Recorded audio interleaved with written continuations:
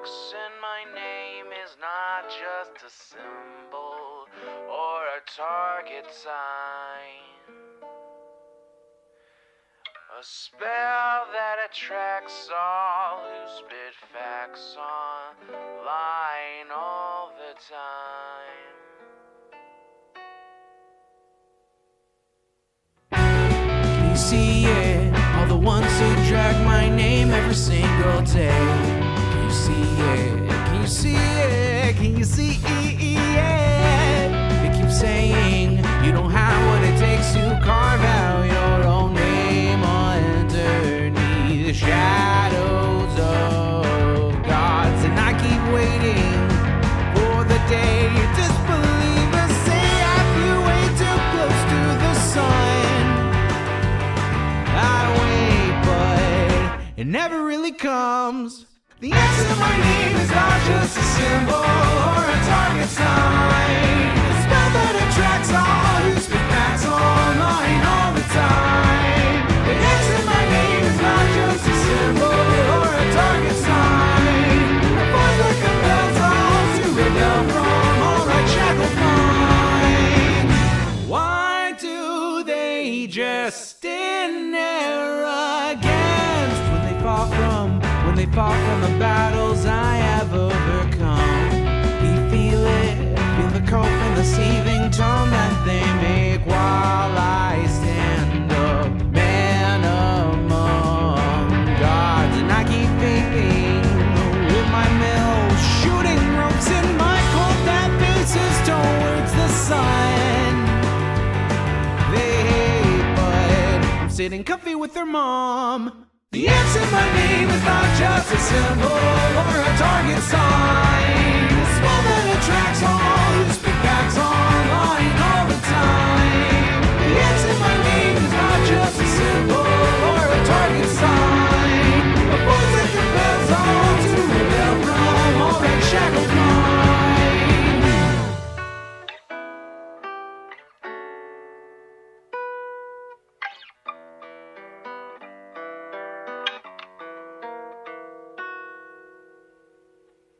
The X in my name is not just a symbol or a target sign. A spell that attracts all who speak facts online all the time. The X in my name is not just a symbol or a target sign.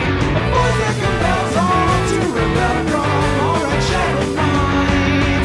It's you and me, your mom, it's me. I'll take another hit from my name. You'll see now, watch me right now, punch your things now. Show you how.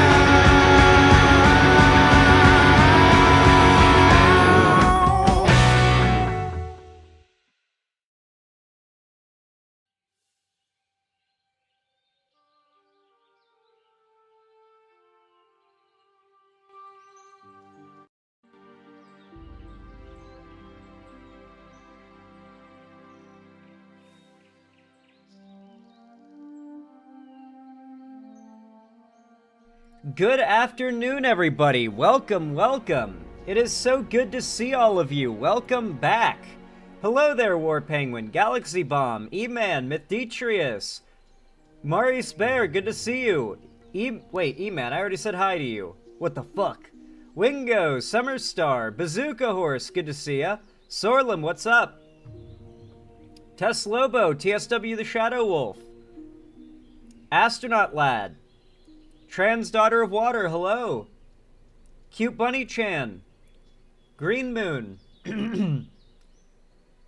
V-Rose. Blue Girls, Redux, good to see ya. Or redo.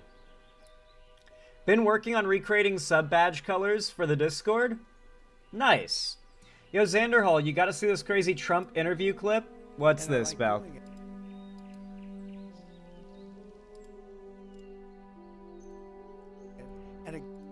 Okay, I guess I have to manually stop WoW music from playing, but okay.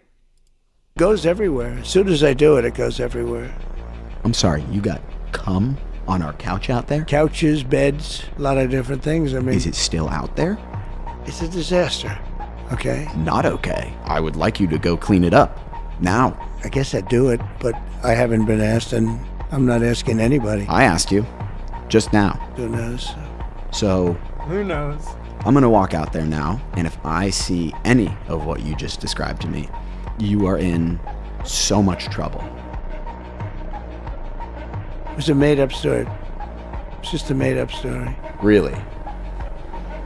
They don't seem to think so. They know it was made up. And if I walk out there right now? It could come to reality, and I like doing it. And it goes... Why is that so real? What the fuck? That's so real. God damn. Balth, that you cooked with that recommendation. Also, Balth. You need to hop on Classic WoW and do some leveling. You're falling behind. We got newbies who've never played WoW before who are starting to catch up to you in levels. You gotta log in and start grinding. I'm at level 42. I'm getting to level 44 the day after tomorrow, my next grinding WoW day. So, it's happening. Mew for us?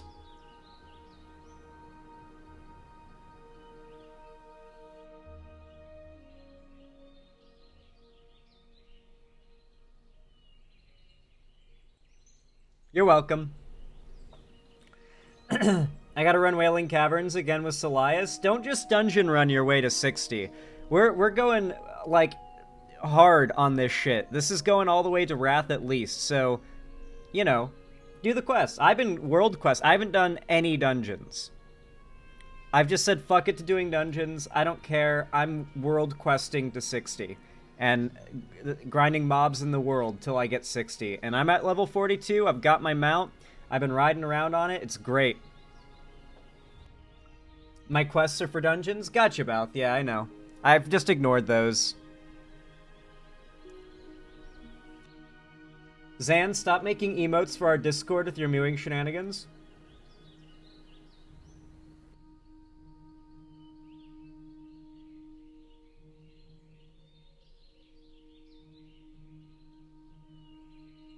A Scourge. Wailing Caverns has a great weapon for me, which will make questing faster. Hell yeah, Busy Pumpkin. Man, there are people in chat who hate it when I mew. God damn. You guys just can't handle getting mogged, huh? I'm sorry, I've just got a jawline that could cut glass. What can I say? Look at that. Look at that jawline there. Love to see it. Need that bow from Wailing Caverns? Gotcha, Balth. Anyone else tremendously sick today?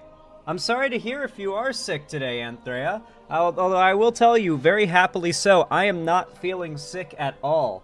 I went to the store, though, and I made sure to, like, at every opportunity where they had a hand sanitizer pump up, I always do this, I took the hand sanitizer and rubbed it all over my hands at every opportunity where like, it was available. And I hope that, like, I layered enough disinfectant over the course of that, like, at no point was I able to, like, touch my eyes, face, nose, or mouth or anything like that with my hands while they had, like, any, God help me, COVID or something on them, from being out in public and touching money and exchanging it with the cashier. Hoping I do not get sick. I worry. Every time I leave the house, I'm like, all right, I'm risking it right now. Let's hope I don't wake up in a few days feeling like garbage.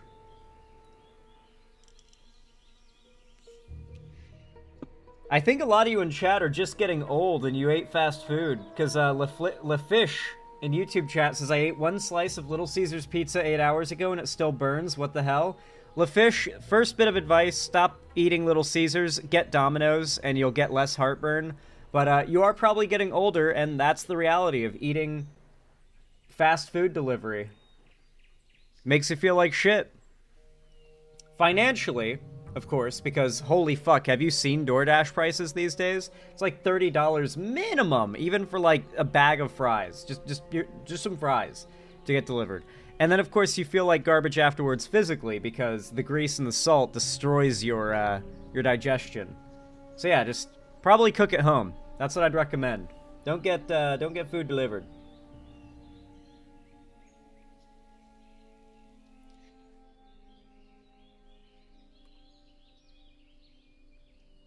At least they're cost effective. No, I assure you that Domino's, wherever you are, will be cheaper than Little Caesars, and it'll be higher quality. They had a full, like, entire company overhaul a couple years ago, and now they are by far the best pizza restaurant, or fast food pizza restaurant out there. So if you're gonna get fast food pizza, get Domino's. Not sponsored, but my genuine advice to you guys, as, like, a connoisseur of pizza. Papa John's is not better. It's not.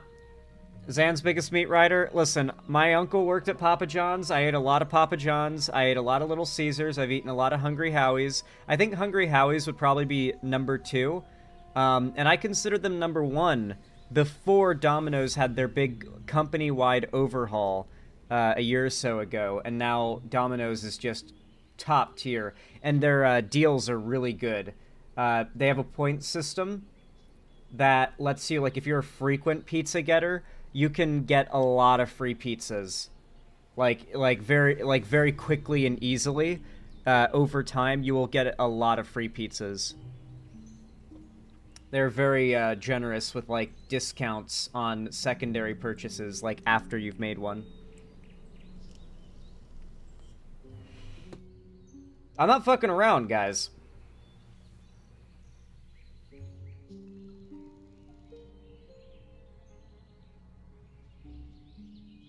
Papa John's pizza crust tastes like their cardboard boxes.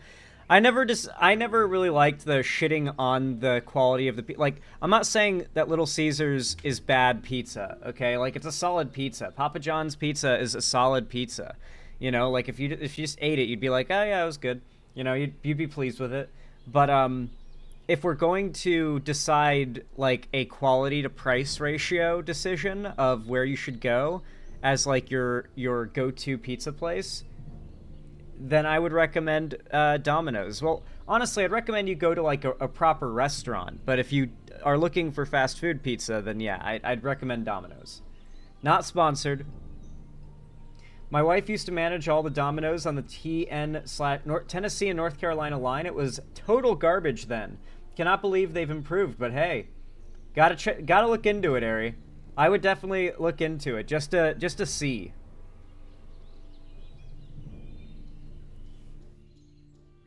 Yeah, anywhere where they make the pizza, dude. Oh my god, I just got, like, a flash unlocked memory. I need to find out if they have these in Seattle. Have you guys ever heard of a pizza place called Mellow Mushroom?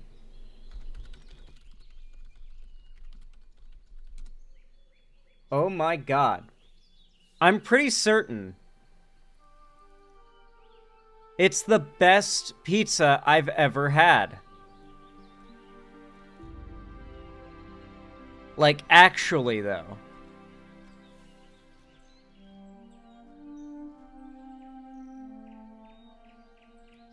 It's actually insane. Yeah, Mellow Mushroom is a different level. Yeah, I had it a long time ago as well. I remember it being by far the best pizza I've ever had. Let's see some of their pizzas. Man, they are known for their insanely highly toppinged pizzas, to be fair, but I'm a very much just a normal plain pizza guy. I just like my cheese, mozzarella, and or whatever, like 5 cheeses they typically use on pizzas, 4 or 5 cheeses. My marinara sauce, my red sauce, and some nice stuffed crust if I can get it, ideally. That's ideal. But here's, like, one of their pepperoni pizzas and one of their, like, crazy topping pizzas.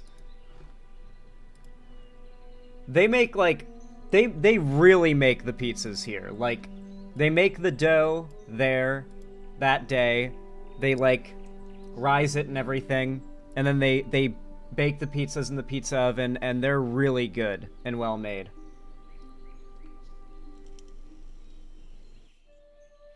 The pizza stun lock. The best way to start any stream, honestly. Here's their pepperoni pizza. They're known for their really thick, I think they're cheese stuffed crusts too. I might be wrong, but I remember their crusts being really good. Oh my god, my nose is so itchy today. I remember their crust was really good. And it's obviously, like, powdered with, like, garlic. Like a lot of garlic powder on the crusts. Oh man, it's so good. Are those globs feta? Yeah, that's feta globs. But this is like their pepperoni. I wouldn't get this myself, but that's like a general idea of what their pizzas are like at Mellow Mushroom. Really fucking good, dude. They are a chain, but like, they're a chain in the same way Five Guys is a chain, where it's like, it's on another level, you know what I mean? Ever since I got one of those Oni ovens, I've made Neapolitan style at home from time to time. Nice, Astronaut Lad. I hope it's been good for you. Dairy Queen burgers used to be really good, but now it's just smaller Burger King burgers. That sucks. Yeah, I've never been a big fan of Dairy Queen or Shake Shack. Shake Shack was never a big. I was never a big fan of in terms of their fries or their burgers. I'm pretty sure that's what I'm thinking of. Is it?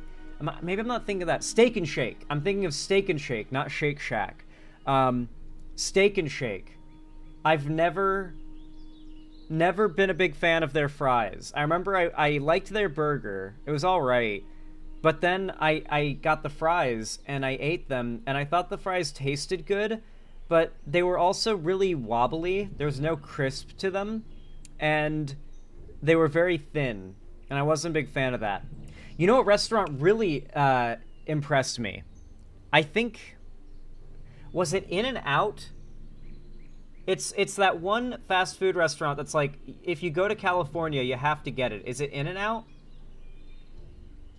I think it was In-N-Out that I'm thinking of. It tasted like budget Five Guys. In-N-Out was genuinely one of the best fast food places I've had. Like, actually, it was really surprisingly good. I had it on my way out of California, and it was actually really good. The fries tasted like Five Guys fries, but they were smaller, non-natural cut fries, and the burger was pretty top tier as well. It was like a cheaper, smaller, like lower budget Five Guys, you know? Like if you want Five Guys, like that's what you're craving, but you had a lower budget, you could go to In-N-Out and get, like, I feel like it would scratch that itch, you know what I mean?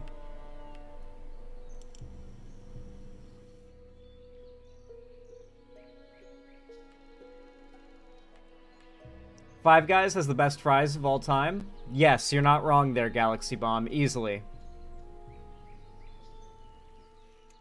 Zan, they tried to bribe CoffeeZilla and he exposed them? They? Who are you referring to? The Hawktua people? Logan Paul?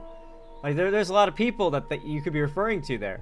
Tim Hortons is really good. It is peak Canadian food and coffee if you're into coffee. That's the thing. I've met several Canadians, and their opinions on Tim Hortons range from, I go there every day, to it's shit, and it's overrated. So I'm gonna go to Tim Hortons when I go to Canada. I'm like really close to Canada right now. I could probably walk there in a day. You know, if I really, like, hoofed it hard with nothing but, like, a gallon of water slung over my back and some snacks, I feel like I could make it to the border in a day on foot. It would be no, probably not. It would take me, like, 2 days. But, yeah, it's pretty close. It's pretty close. I've seen Canada from the coast. It's pretty awesome. Went up to San Juan Island, looked out at the coast. You have to go there by boat. Looked out at the coast, and you could see Canada across the water. It was pretty cool. Haven't been there, but I saw Canada with my own 2 eyes. I have seen another country for the first time. Was that day. I'd never even seen another country before, like its soil with my own 2 eyes in real life. That's the closest I've been to being outside of America. I was on the edge of San Juan Island looking out across the water at Canada. Seattle's 135 miles from the border. Maybe I'm remembering the drive to San Juan Island shorter than it really was.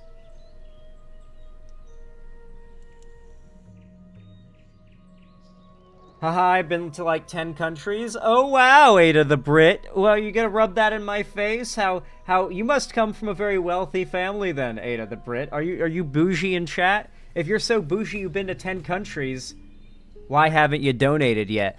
$5 a month. They're clipping me. They're doing it, guys. They're doing it right now. 5 new Xander Hall hate videos have just been conceived. That's why you starve yourself until you get to Tim Hortons. Ah. Maybe that will make my perception of it way better. I imagine it will. I've been in Florida, and I gotta say American food sucks. Oh, shit, there was a topic I wanted to add to the list that I forgot to.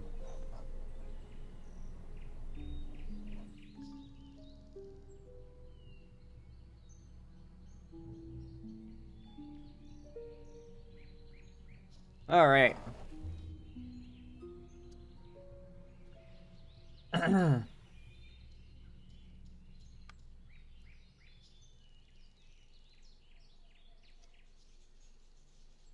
We making a video on shitty food takes?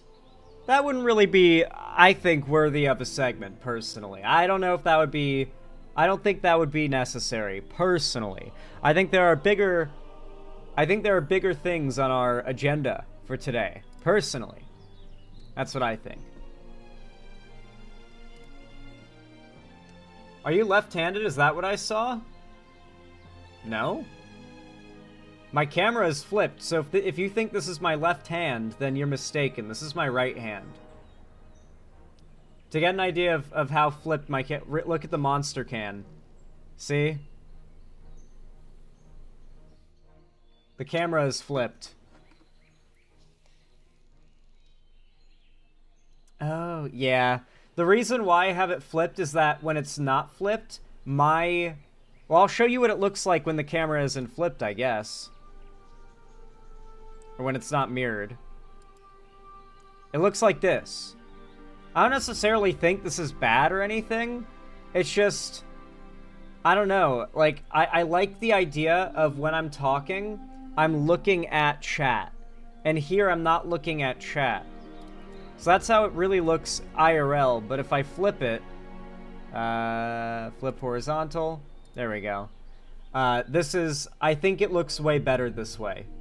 Because now I'm looking at the chat when I'm reading it in particular, you know? I'm like looking in the direction of it.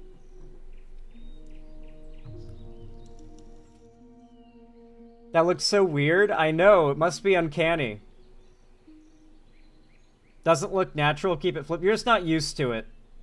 You're just not used to it. Plus, I've always flipped my camera on my streams, always, because for some reason, my setup has always worked out such that my camera is to my right, maybe because I just prefer looking to the right, and that usually requires me to flip my camera so that I'm looking at the chat on the left side of the screen.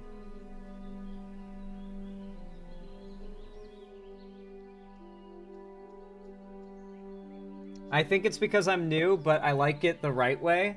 I'm new, so I don't know any better. Yeah, exactly. Some people here who are like new to the stream, they see that and they're like, oh, that's fine, because they're not used to the way I've always done it.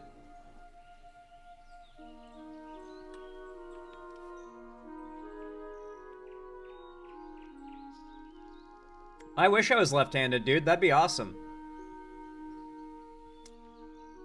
It'd make me feel, I don't know, different from most other people. Like, ambidextrous at least would be cool. I mean, not at least. That's actually... Being ambidextrous is like a fucking superpower. Zan's got a good side and a bad side. He's, zany too. You guys realize that flipping a camera doesn't, like... You're not seeing a different side of my face. You're just seeing this picture flipped around. Digitally.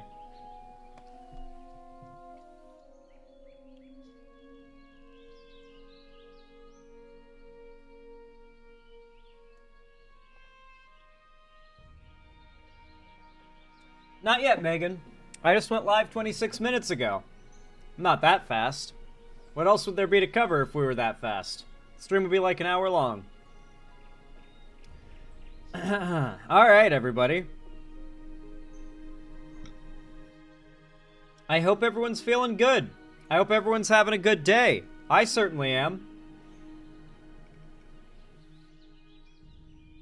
Good stream, Zan? I appreciate it.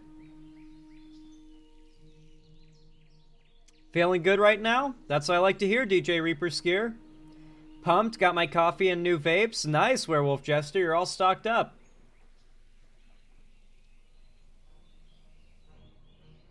Good one, Glamorous Frog. You forgot to ask what we're drinking? You don't tell me what to do. I'll ask you what you're drinking later in the stream. I'll do it whenever I please. We're expecting to get 15 centimeters of snow here in AB Canada. I don't know what part of Canada that is. You expect me to know what the like abbreviations of your provinces are in a different country that I don't live in? Alberta. Ah, okay.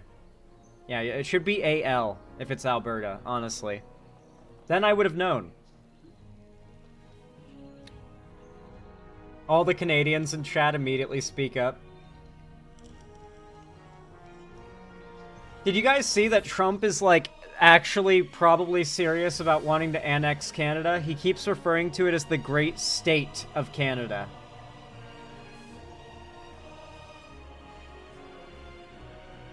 I hope the Canadian viewers here are excited for Trump to annex Canada and make it a state.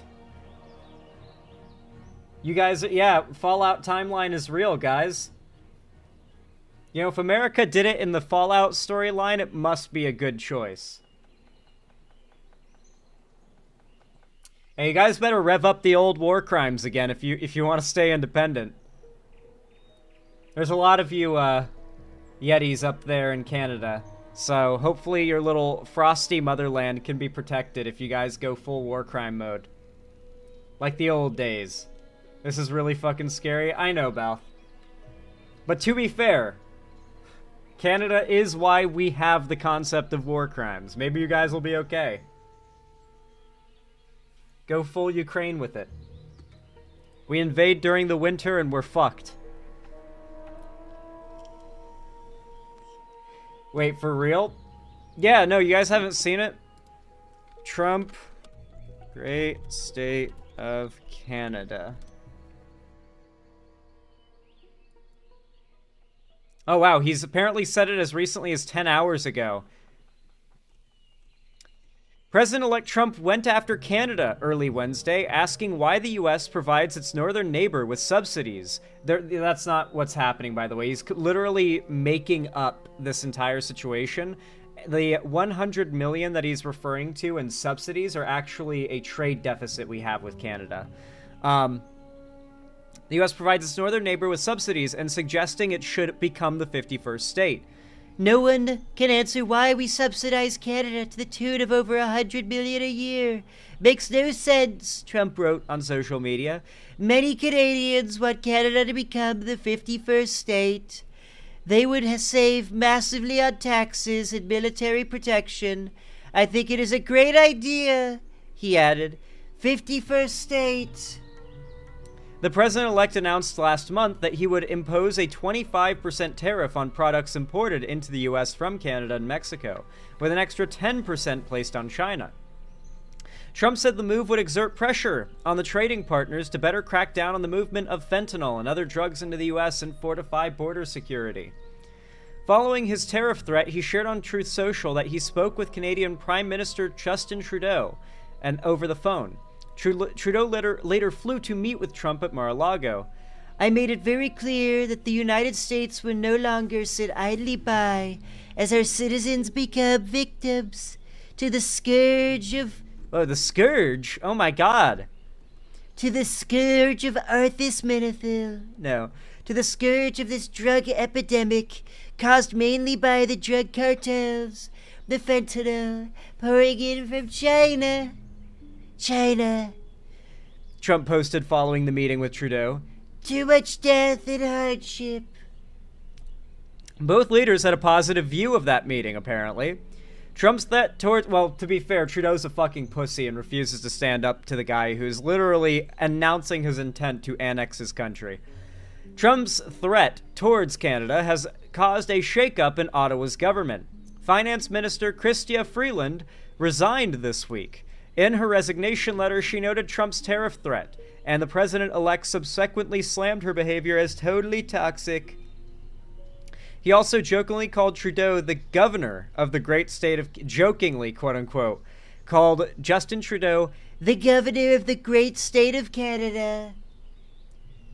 That is how Trump has referred to Justin Trudeau, the governor of the great state of Canada.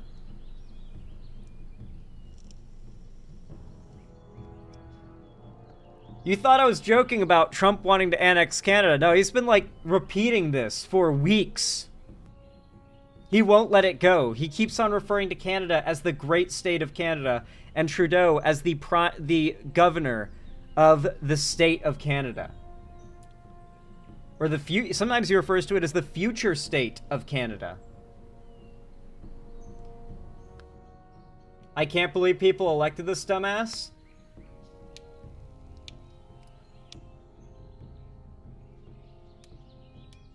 You should probably be able to believe it, Darliz. You should start to lower your expectations for especially Americans, okay? The American people are not as smart, perceptive, educated, willing to be educated, open-minded, kind, or empathetic as you believe. They are worse in all these categories than I think most progressives would actually bet. I think you would all be shocked at just how awful the average American is.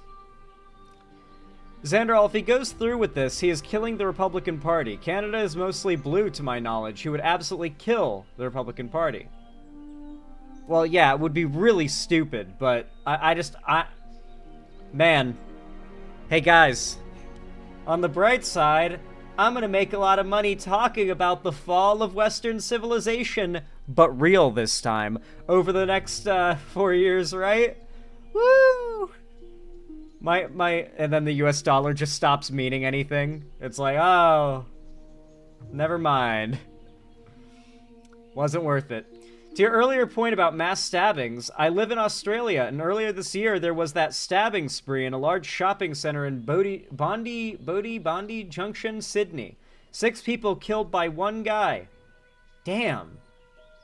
You're like, he got more than an ace with a knife. That's crazy. Yeah, what a shithead. I'm sure they got him, right? Like, they killed him? I guess not, maybe not. Do Australian cops have guns?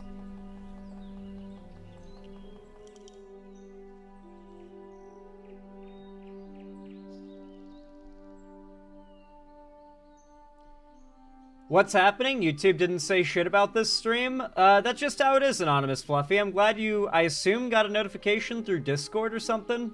Yeah, my streams are not very favored by YouTube. Usually, just about every stream, a good handful of people come in to say, why didn't YouTube tell me about this stream? It's like, well, YouTube's not very favorable to my streams. My videos, though, God, they love my videos. Like, I've gotten videos that pop off harder than any video a channel with my sub count should realistically expect.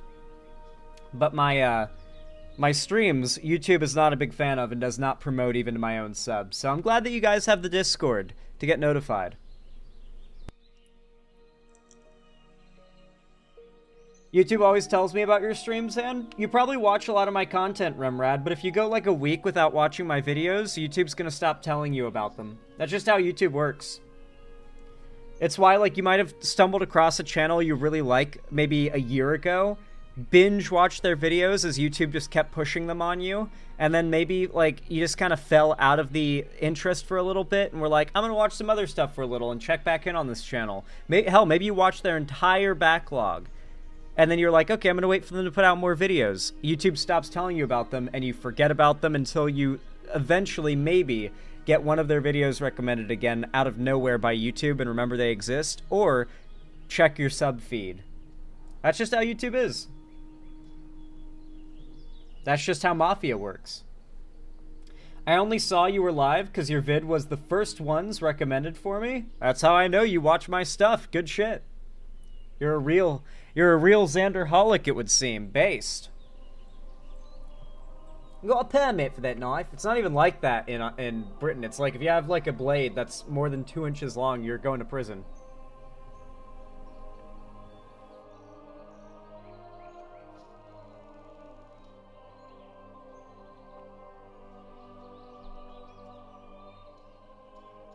Thank goodness for my decent memory and the search bar.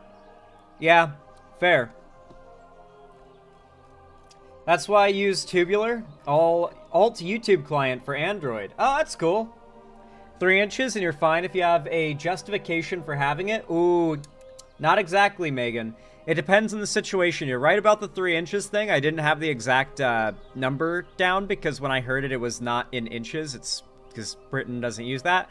But the rule is you can have a knife for camping, fishing, hunting, and those types of things, but it's up to the discretion of police whether or not you have a good reason to have it, right?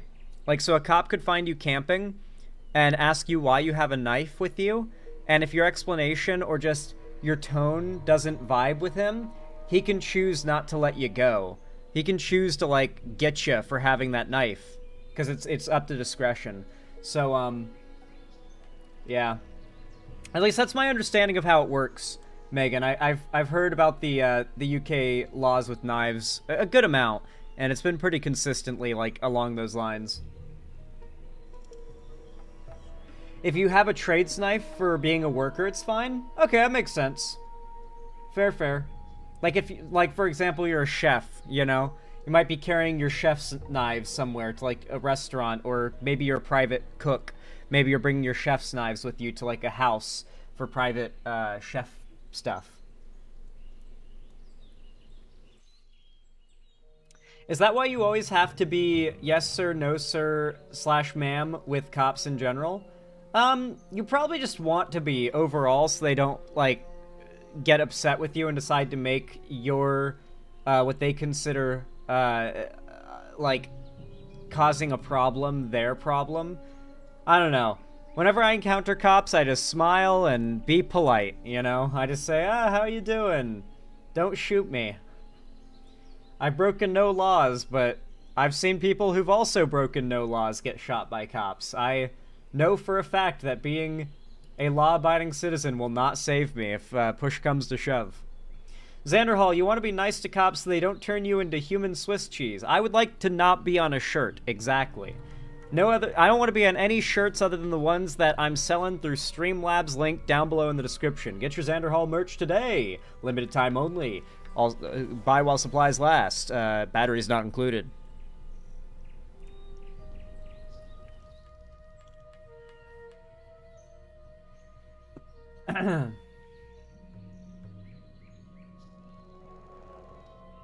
Hey, officer, you look familiar. Were you at the Klan rally last Tuesday? I thought you looked familiar. Works every time. True. As a white man, I have that power. Just be like, hey, well, didn't I see you at the rally the other day? Oh, I think I did. Oh, yeah, I saw you too. You know, just throw together the, you know, because all us white dudes look the same. You can gaslight them into thinking they did see you there, and, you know, you're buddies.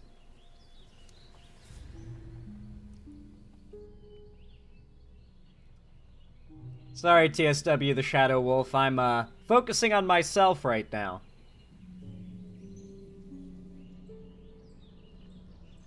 By that I mean I'm focusing on classic WoW. Oh yeah, I am. Anyway, Trans Daughter of Water, holy crap, thank you for the $5 dues. I really appreciate that. Very kind of you, very based, means a lot. Said, if Canada became the 51st state, it would be the first and only state to leave the Union.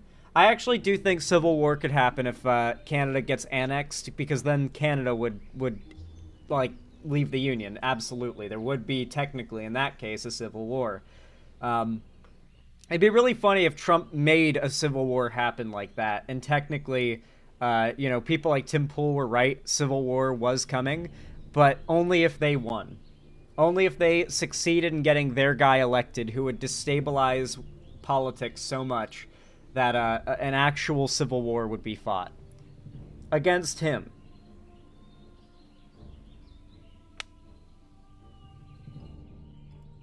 Hey Zan, this is my first live stream I'm attending, and usually used to seeing you on separate YouTube videos. Just wanted to say your points were one of the main reasons I left the right.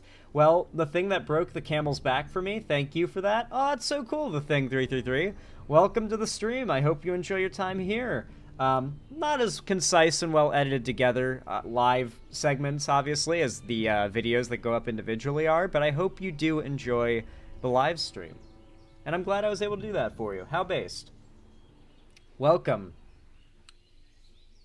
Anyway. Pepper T21, hot damn, thank you for the 6 tier 1 gifted subs. Holy crap. That is absolutely insane. Like, Jesus, thank you, Pepper T21. That is $30 right there. I really do appreciate it. It means a bunch and helps a lot. Thank you. I hope Terrell, Augusta Nora, Summerstar, Antheria, Joylin Gaming, and Maury Spare all appreciate those free blue names. I certainly appreciate it. Says, 8 transmaids mogging, 7 cappies swimming, 6 quails a-laying, 5 peak shows, 4 Warcraft races, 3 vape hits, 2 puppy picks, and a WoW guild. Yeah, true. Thank you. I appreciate that. Oh, wait, no, you donated a second time, and you've got the rest of it, too. Okay, hold on. You did the full thing. Let me add... Thank you so much for the additional 6 tier 1 gifted subs. That is another $30 right there. Hot damn, Pepper T. Thank you. I hope Noodles23, Nightmothism, Zawarm Chills, Amy the Witch, Cute Bunnychan98, and Dynamis all appreciate it. I certainly do. Let me read this all out for you. On the first day of Zan, Miss My Muir gave to me 12 heavy Gretel gritties. I don't know what that... What is a gritty? Heavy Gretel gritty, I guess? 11 Poggers pogging, 10 Cringelords seething, 9 Roblox Perry's dancing, 8 transmaids mogging, 7 cappies swimming, 6 quails a-laying, 5 peak shows, 4 Warcraft races, 3 vape hits, 2 puppy picks, and a WoW guild. I can't... You fucked it up on the ending there, but... I think you could have done a little better with the wordplay, but I appreciate the immense dono of $60 dues and 12 blue names to randos in the chat who I hope appreciate that. And thank you for the work you put into that. It clearly was a good meme. That was not a shit post. That was an effort post right there. Thank you. Alrighty. Let me update the dono goal. My God, $65!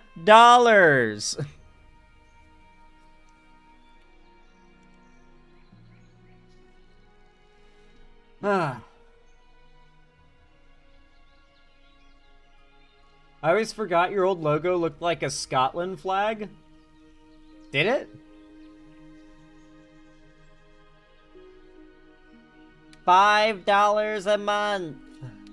Isn't it like $6 now? Didn't Twitch make subs more expensive for absolutely no reason, despite their website having the highest, like, payouts for ad views of any streaming site like that? Like, it's actually insane how much they make off of ads on Twitch compared to YouTube, and yet they raised their sub fee, if I'm not mistaken. Like, the sub fee went up from $5, the standard, up to, like, $6 or something like that. You get a cool badge, too. True. I guess you do. I guess you do.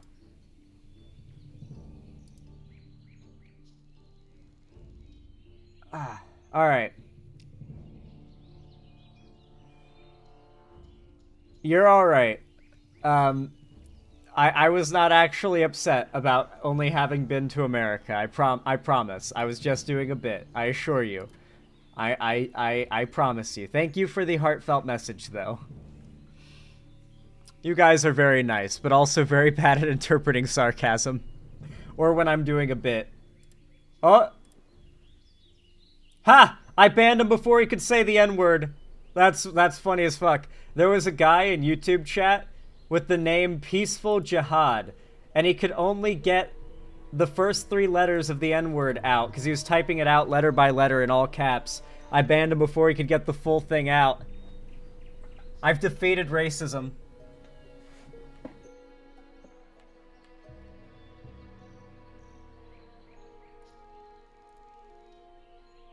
Skill issue.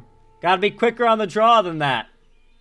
Gotta have a macro bound for spamming the N-word in streamer chats if you're gonna be doing that. I'm too quick.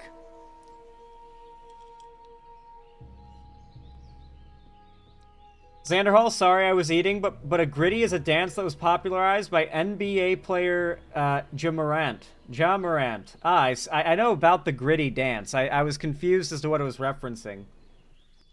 Quicker hands than Davy Crockett? True. I got that dead-eye, that banning people from chat as they try to say slur. Dead-eye. He probably had to look up each letter to make sure he was spelling it right. That, to be fair, to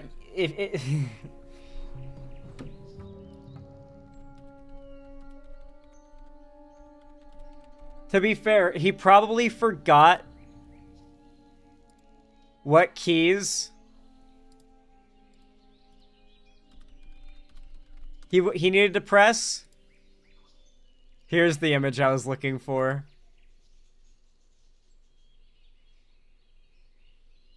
Oh, is this not it?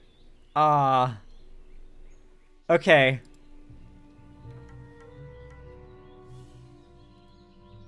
Somewhere on the internet that is now lost media, there exists an image where it is just a certain few letters that are worn away to being unreadable.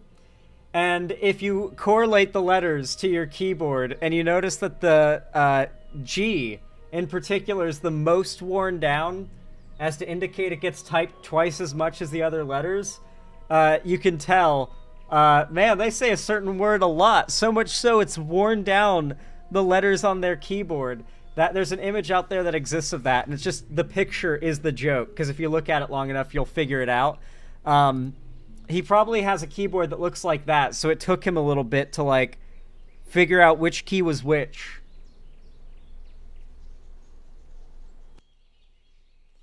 Oh, Perry Icefire is here. How you doing? How is your WoW progress? Are you leveling? Are you winning, son? Pepper T21, thank you for the $5 donation. Holy crap, you're so kind today. You're based, you're pog. Thank you. Said, last dono for a while. You're absolutely fine. You popped off today. Said, I'm gonna save my money more to deal with Trump's economy. Got a couple K, and I need it in case Trump takes away my disability checks, so I don't have to sleep on Cammy's couch, KekW. Absolutely fair, Pepper T21. Take care of yourself. Donald Trump's economy is, pretty scary concept. Nobleman Railway 18, thank you for the $8 donation. I really appreciate that. Very kind of you. Said, considering that class consciousness is on the rise, we could use the guaranteed unrest to bait the MAGA fascists into doing something fucked up enough that revolution is justified. I doubt it, guys. We're not close to revolution. Just because people are violently angry at the government doesn't mean they're violently angry at the actual things that are the problem. And if, like, you wouldn't get them to revolt and then get good people in charge. They would just kill whoever you try to put into power, I promise. Also, don't Fed post. Don't Fed post. That's borderline Fed posty, I would argue. Anyway. Let me update the dono goal to reflect you guys' generosity. Nah, we haven't started a segment yet, Layfish.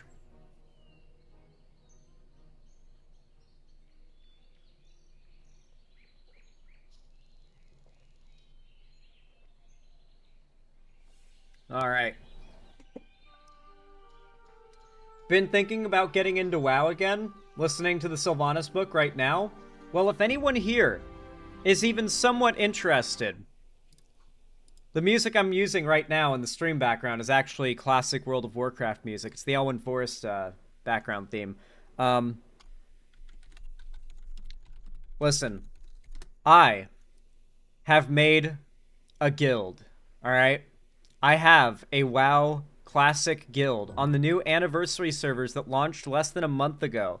They're brand new and fresh, and in a year, they're switching to the Burning Crusade, and a year after that, to Wrath of the Lich King, and then eventually Cataclysm, Mists of Pandaria, and onward, no doubt. They're going to continue making every expansion they've ever done, they're going to have a classic version of, clearly.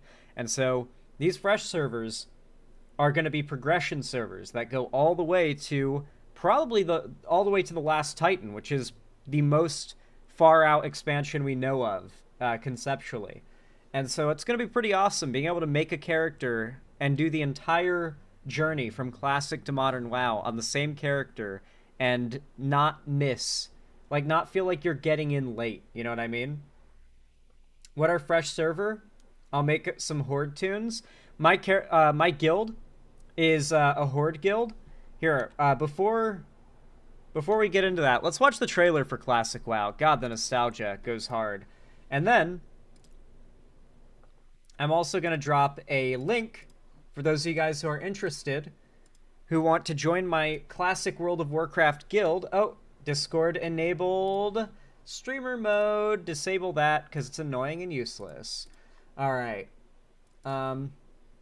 Here's a link to my guild Discord if you guys are interested in joining me on Classic WoW.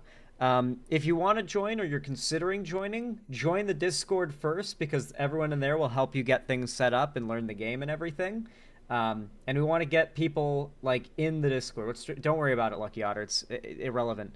Anyway, this is the announcement trailer for WoW Classic. It's so nostalgic for me, and I figure, you know, what a great way to maybe pique some people's interest in hopping on with us.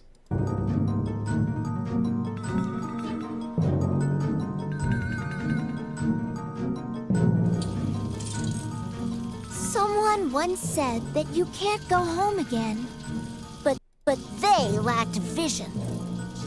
And a temporal discombobulator.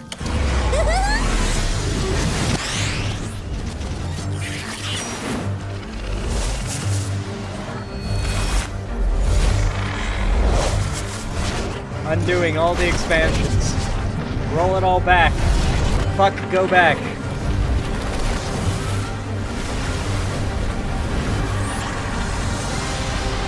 Cataclysm. Wrath of the Lich King. The Burning Crusade.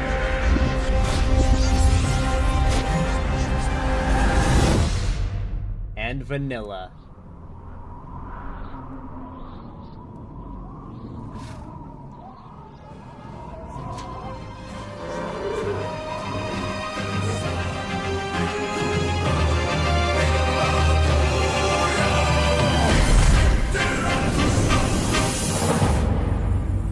Oh, it's so good, dude. It's so good. Classic Dragonflight when? Classic Shadowlands when? Classic BFA when? Classic WoD when?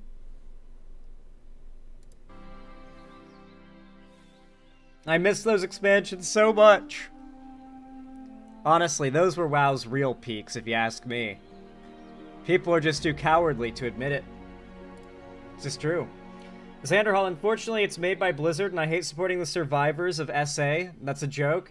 Literally, though, I love how all the people in my chat that don't want to join will be like, I just can't support Blizzard after the shitty, the sexual harassment shit. It's like, well, the people who did that got fired. The victims of that are the ones still working there. So you won't support the victims and survivors of abusive working conditions and sexual harassment?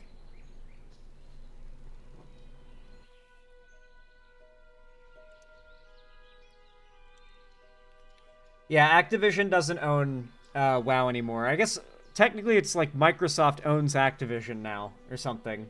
Or bought it maybe? I don't know. I don't like Blizzard because they're generally greedy and love microtransactions. That's true, but Classic is just Classic. Don't really have to worry about that shit there. I kind of wish I could be a goblin. Really my only complaint about WoW Classic. Well, hey, the progression servers we're on will eventually get to Cataclysm. I've just never really been a WoW player, and I'm just stuck in my ways. Well, you know that being stuck in a certain way is cringe. You gotta try new things. You might find yourself pecking some piece of bread you've never tried before and falling in love. And honestly kicking yourself for not trying it sooner. Come on, everyone's had a situation where a bunch of people recommended a new thing to them, and they just refused to try it because they were being stubborn, and then eventually they gave in, and they tried it, and now they kick themselves for not having tried it sooner. For me, it's FF14. I wish I'd tried FF14 far sooner. I resisted trying it, and then when I finally got, into it, I was very regretful of putting it off for so long. Don't be that guy. Don't be that guy. If it interests you and you want to, like you have even any a sliver of interest, try it out. I'd love to join, but the Canadian postal strike is holding up my paychecks. No problem, Ride the Rails. The only reason I don't play WoW now is because I already dedicated years to it in the past, just can't do it again. Well, Noobifier, have you considered Scarab Lord? I want to get Scarab Lord. I'm going to see how many guildies I can convince to do the Scarab Lord grind both for and with me. Because we're going to make a Scarab Lord target list when the Ancrage war effort happens. And as many people as we can get to participate, we're all going to try and grind as many people who want Scarab Lord to Scarab Lord as possible. And there will be a list of priority of like who gets to get Scarab Lord first, so to say. Like who gets their quest complete and gets their like mallet to ring the gong first will be based on how much they are doing to help everyone get their Scarab Lord. What's Scarab Lord? Huh. Huh. What's a Scarab Lord? Only the grind that is going to consume my life in about 7 months from now. Absolutely devour that shit. So you want to be a Scarab Lord. This is why I need you guys. We need as many people as possible, or this is not... Frankly, this is not going to be possible if we don't have enough people. And I so badly want this to be possible. So you want to be a Scarab Lord. Oh, you want to be a Scarab Lord, huh?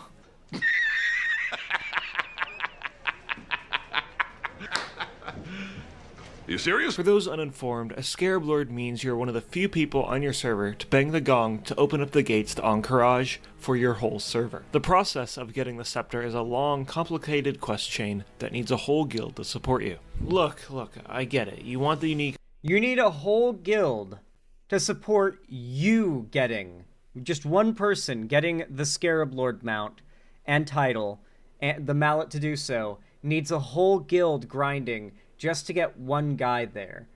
But if we're going to no one's going to be willing to do that for one guy. So instead, we have to have a mutual promise that we'll all grind to get as many of us who want Scarab Lord as possible there. And try to get as many people to participate in the grind, even if they don't want Scarab Lord, just to help a bit as possible. That bug looks neat. It is the rarest mount in all of WoW. The Black Karaji Battle Tank. I must have it. Mount, you want to be famous on your server, but let's see what it really takes to be a scepter bearer. First, you have to talk to this night elf, and he'll tell you to go find a dragon. Okay, that's simple enough. And then you're sent to BWL to kill Broodlord Lashlayer and loot his head. Yeah, it's simple too. And now you get a quest to loot 200 Silithid pieces, and each elite mob drops 1 to 4 of them. Okay, not that hard, but it could be worse. But it does get worse. Do it again, and again, and again, until you've looted thousands of Silithid pieces, and you get neutral with the Brood of Nosdormu. Fortunately, each time you turn in pieces, you get a proxy of Nosdormu, and you can use it on a friend, and they can loot some bug parts as well. So the more friends you have, the faster this part of the quest chain will be. After your grind fest, you'll move on to the next part, which... That is one part of the process that requires a lot of team help. So there's a few points here where, like, everybody doesn't have to do it. So the quest chain where you like go and get the head, Broodlord Lashlayer's head.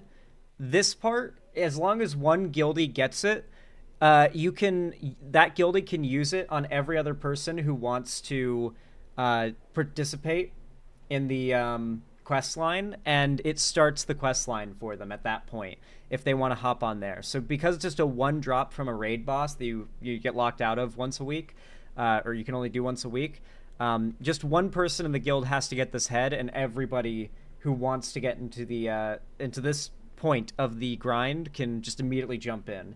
And that's what we're going to rely on pretty heavily, because very few people are going to get this drop in our guild. But as long as one does, we're set for this part of the process.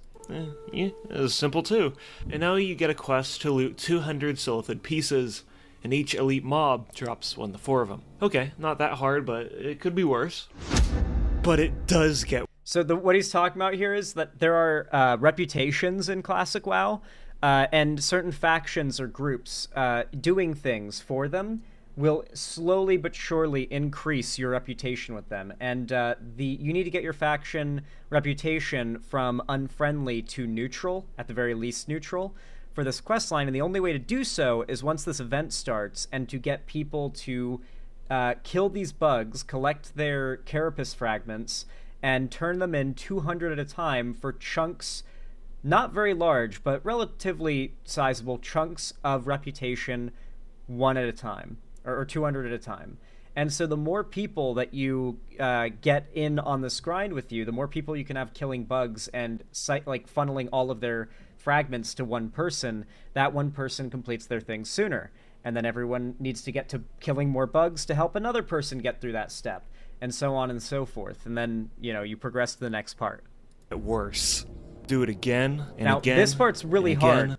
because there are dozens of other guilds with either tens or hundreds of players all fighting on Horde and Alliance. So, and this is a PvP server we're on, so it's going to be a non-stop zone-wide battle between players fighting each other over these hives across the entire zone during this event.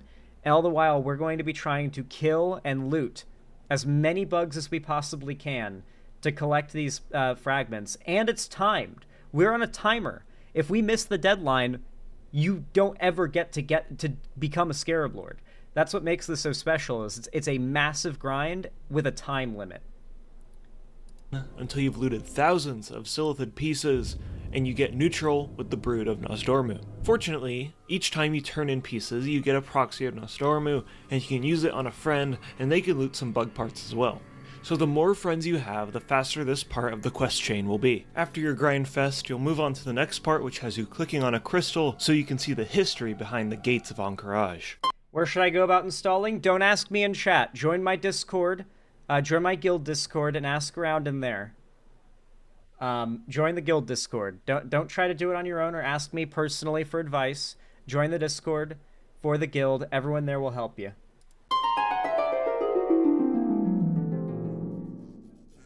So basically, all these dragons were killing these bugs and locked them all in AQ, and then this guy named Lord Staghelm was given the Scepter of the Shifting Sands to open up the door just in case anything bad happened. We don't care about the lore, but what we care about is the grind. You need to kill Nefarian in 5 hours or less to loot the red crystal. And this is pretty easy. Taking 5 hours to clear one raid should not take you that long unless you suck. If you do suck though and fail to kill Nefarian in 5 hours or less, there will be a letter on his corpse, and the gist of it reads, "Hey, what's up, bitch? You failed to kill me in like 5 hours or less, so f*** you. I broke your red crystal. Have fun looting the warlock and druid gear that you won't find any use for. See you later, nerd. Signed, Nefarian." Hopefully you did get the red crystal though, so now we can move on and get the green one. Go into the sunken temple, and at the last boss, Malfurion will be standing there telling you, hey, don't kill this dragon. Go talk to this wisp in Teldrassil instead so we can learn how to cleanse him. The wisp will tell you to talk to Keeper Remulos in Moonglade. Now you need to collect 4 fragments at the 4 Emerald Dream portals. There's one in Ashenvale, Fairless, and Hinterlands, and for each of these zones you're gonna have to kill some elite dragonkin, and the shards have a 5% chance of dropping. In Duskwood, you'll need to get 39 other people together and kill a satyr for the last fragment. Go back to Remulos with your 39 friends, and Remulos will summon Aranicus and a bunch of spooky ghosts. Defend Remulos, kill the ghosts, but don't kill Aranicus until Tyrande arrives to cleanse him.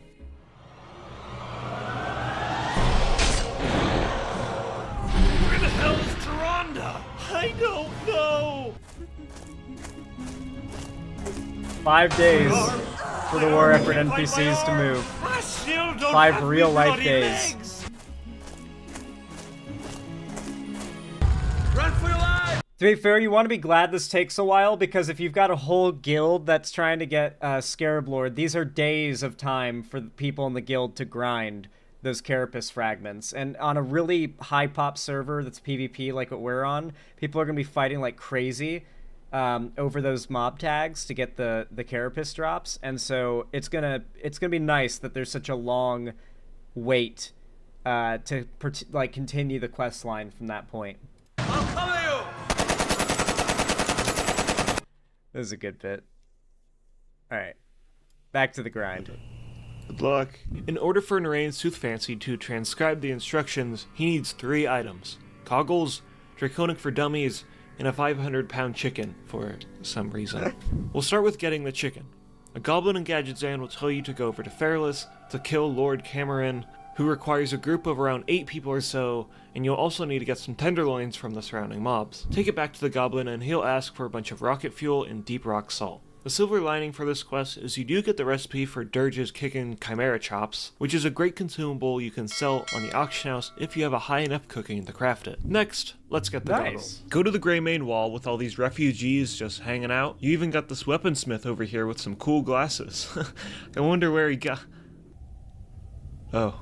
Okay, where is this son of a... Hey! Hey, why are you in a box? Look, it's kind of a long story. Okay, well, can I just please have the goggles? Yeah, about that, I kind of just left them in the molten core. Now run molten core. How do you and pray leave the something goggles in a drop raid? Because they have a super low drop chance. The last item we need for this section is Draconic Wait, they... What? Core. Now run molten core and pray the goggles drop because they have a super low drop chance. I think this is another one of those points. I think this is another one of those points in which you gotta hope just one person in your guild gets the drop. The last item we need for this section is Draconic for Dummies Volume 2. So you're gonna need to get to an island on the other side of Daenerys, but the only problem is it's in fatigue water, so if you swim across, you're just gonna die. Talk to a Naga in the water, and she'll confess she's in love with the gnome and wants you to give him a letter of love. Take the letter back to the gnome and then return to the Naga and she'll give you a swim speed increase to the southern island. When you get there, you'll find out, hey look, the book isn't here and was stolen for ransom. Narayan comes up with the awesome idea to disguise yourself as him and gives you a bag of fake gold to go to Winter Spring to get the book. The plan fails, of course, and Dr. Weevil, the person who stole the book, sends a giant monkey after you. You'll need a party of 4 friends to kill him, and in a fit of rage, Dr. Weevil will rip apart all of the pages, and now they're all over Azeroth, and you need to collect them. Okay, so let's go in rapid fire mode on how to get all these pages. The first one is located in Alcaz Island, and you need 15 people to kill Dr. Weevil. Go to Blastlands and kill demons. This page has a 4% drop rate. Go to Winter Spring and kill more demons. This one has a 6% drop rate. Go kill Ragnaros for a page. Go kill Nixia for a page. Guess what? Go back in the Blackwing Lair for a page. Now go to Undercity for a page. Now go to Stormwind for a page. Yes, even if you are Alliance. Yes, even if you are Horde. Go to Irvine, California for a page. You know what? Screw it. Go to your grandma's house for a page. Okay. We've gotten all the parts for the letter that Azeragos wrote us, so what does it say? Mix up some Arcanite with a buoy and good luck. P.S. I hope you can figure this out because I have no idea if you can actually make an Arcanite buoy because I kind of just made all that nonsense up. I have no idea how you're gonna find Moz. What the fuck? The required reagents to make the buoy are 20 Arcanite bars, 10 Elementium ingots, and 10 blue sapphires. Ridiculously and 10 expensive. Azerothian diamonds, which is pretty expensive. Apparently, Ridiculously. Azeragos' random guess was right because when you use the buoy off the coast of the Shara, it will summon the shark, and you'll need a raid team to kill him. And why are we doing this again? Oh yeah, it's to save the world. Okay, now we have all 3 shards and we can recreate the scepter. I didn't mention it, but through this process of the quest chain, you do get a couple of epics, but they're nothing totally crazy for the most part. Wait until the war effort is done for your server and you can bang the gong to get the battle tank mount, and you can also get a choice of epics, and you don't get the Scarab Lord title because that wasn't added until the Burning Crusade. Will they add it in class? Fuck! Nah, it's fine. The Burning Crusade comes out in a year. It'll be worth it. It'll be worth it to go through that dark portal with that Scarab Lord title. Oh, man. Yeah, it's a lot of work. It's a lot more work than it even sounds like, because the video does not really get across the gravitas of how much time and effort and RNG dependent those steps are. Bug grind sounds nightmarish. The sad part is, you have to do the bug grind before you get access to the step where you might get completely blocked out of it.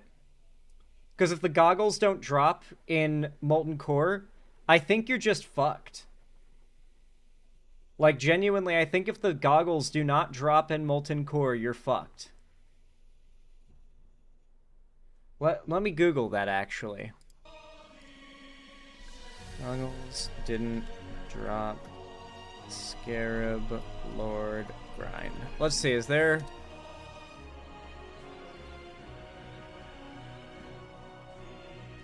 Just did a full clear of MC with my raid using FFA loot on trash and ML on bosses. I tagged every mob, and as this is Season of Discovery, I cannot be loot locked like in retail. I was the only one on the quest. Can someone explain why not a single scrying goggles dropped?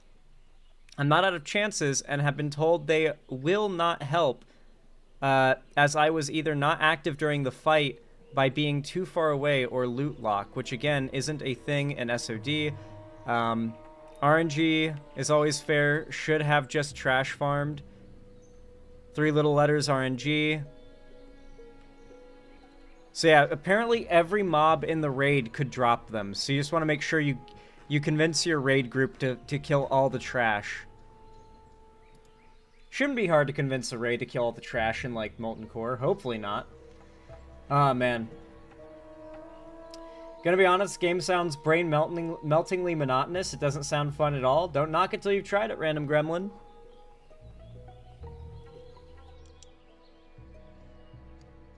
My dad is a WoW fan, but he's also an alt-writer that's scarily close to being a neo-Nazi with how he talks.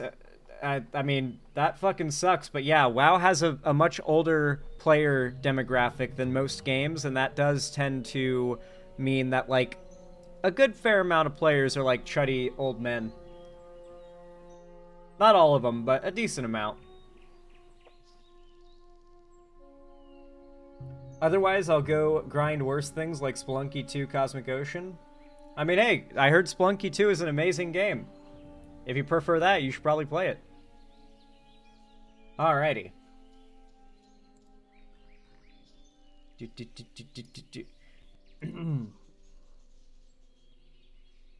Nope, Ninetales Fox, I haven't even started segments yet. You got here just in time. Let me get the first segment of the day queued up.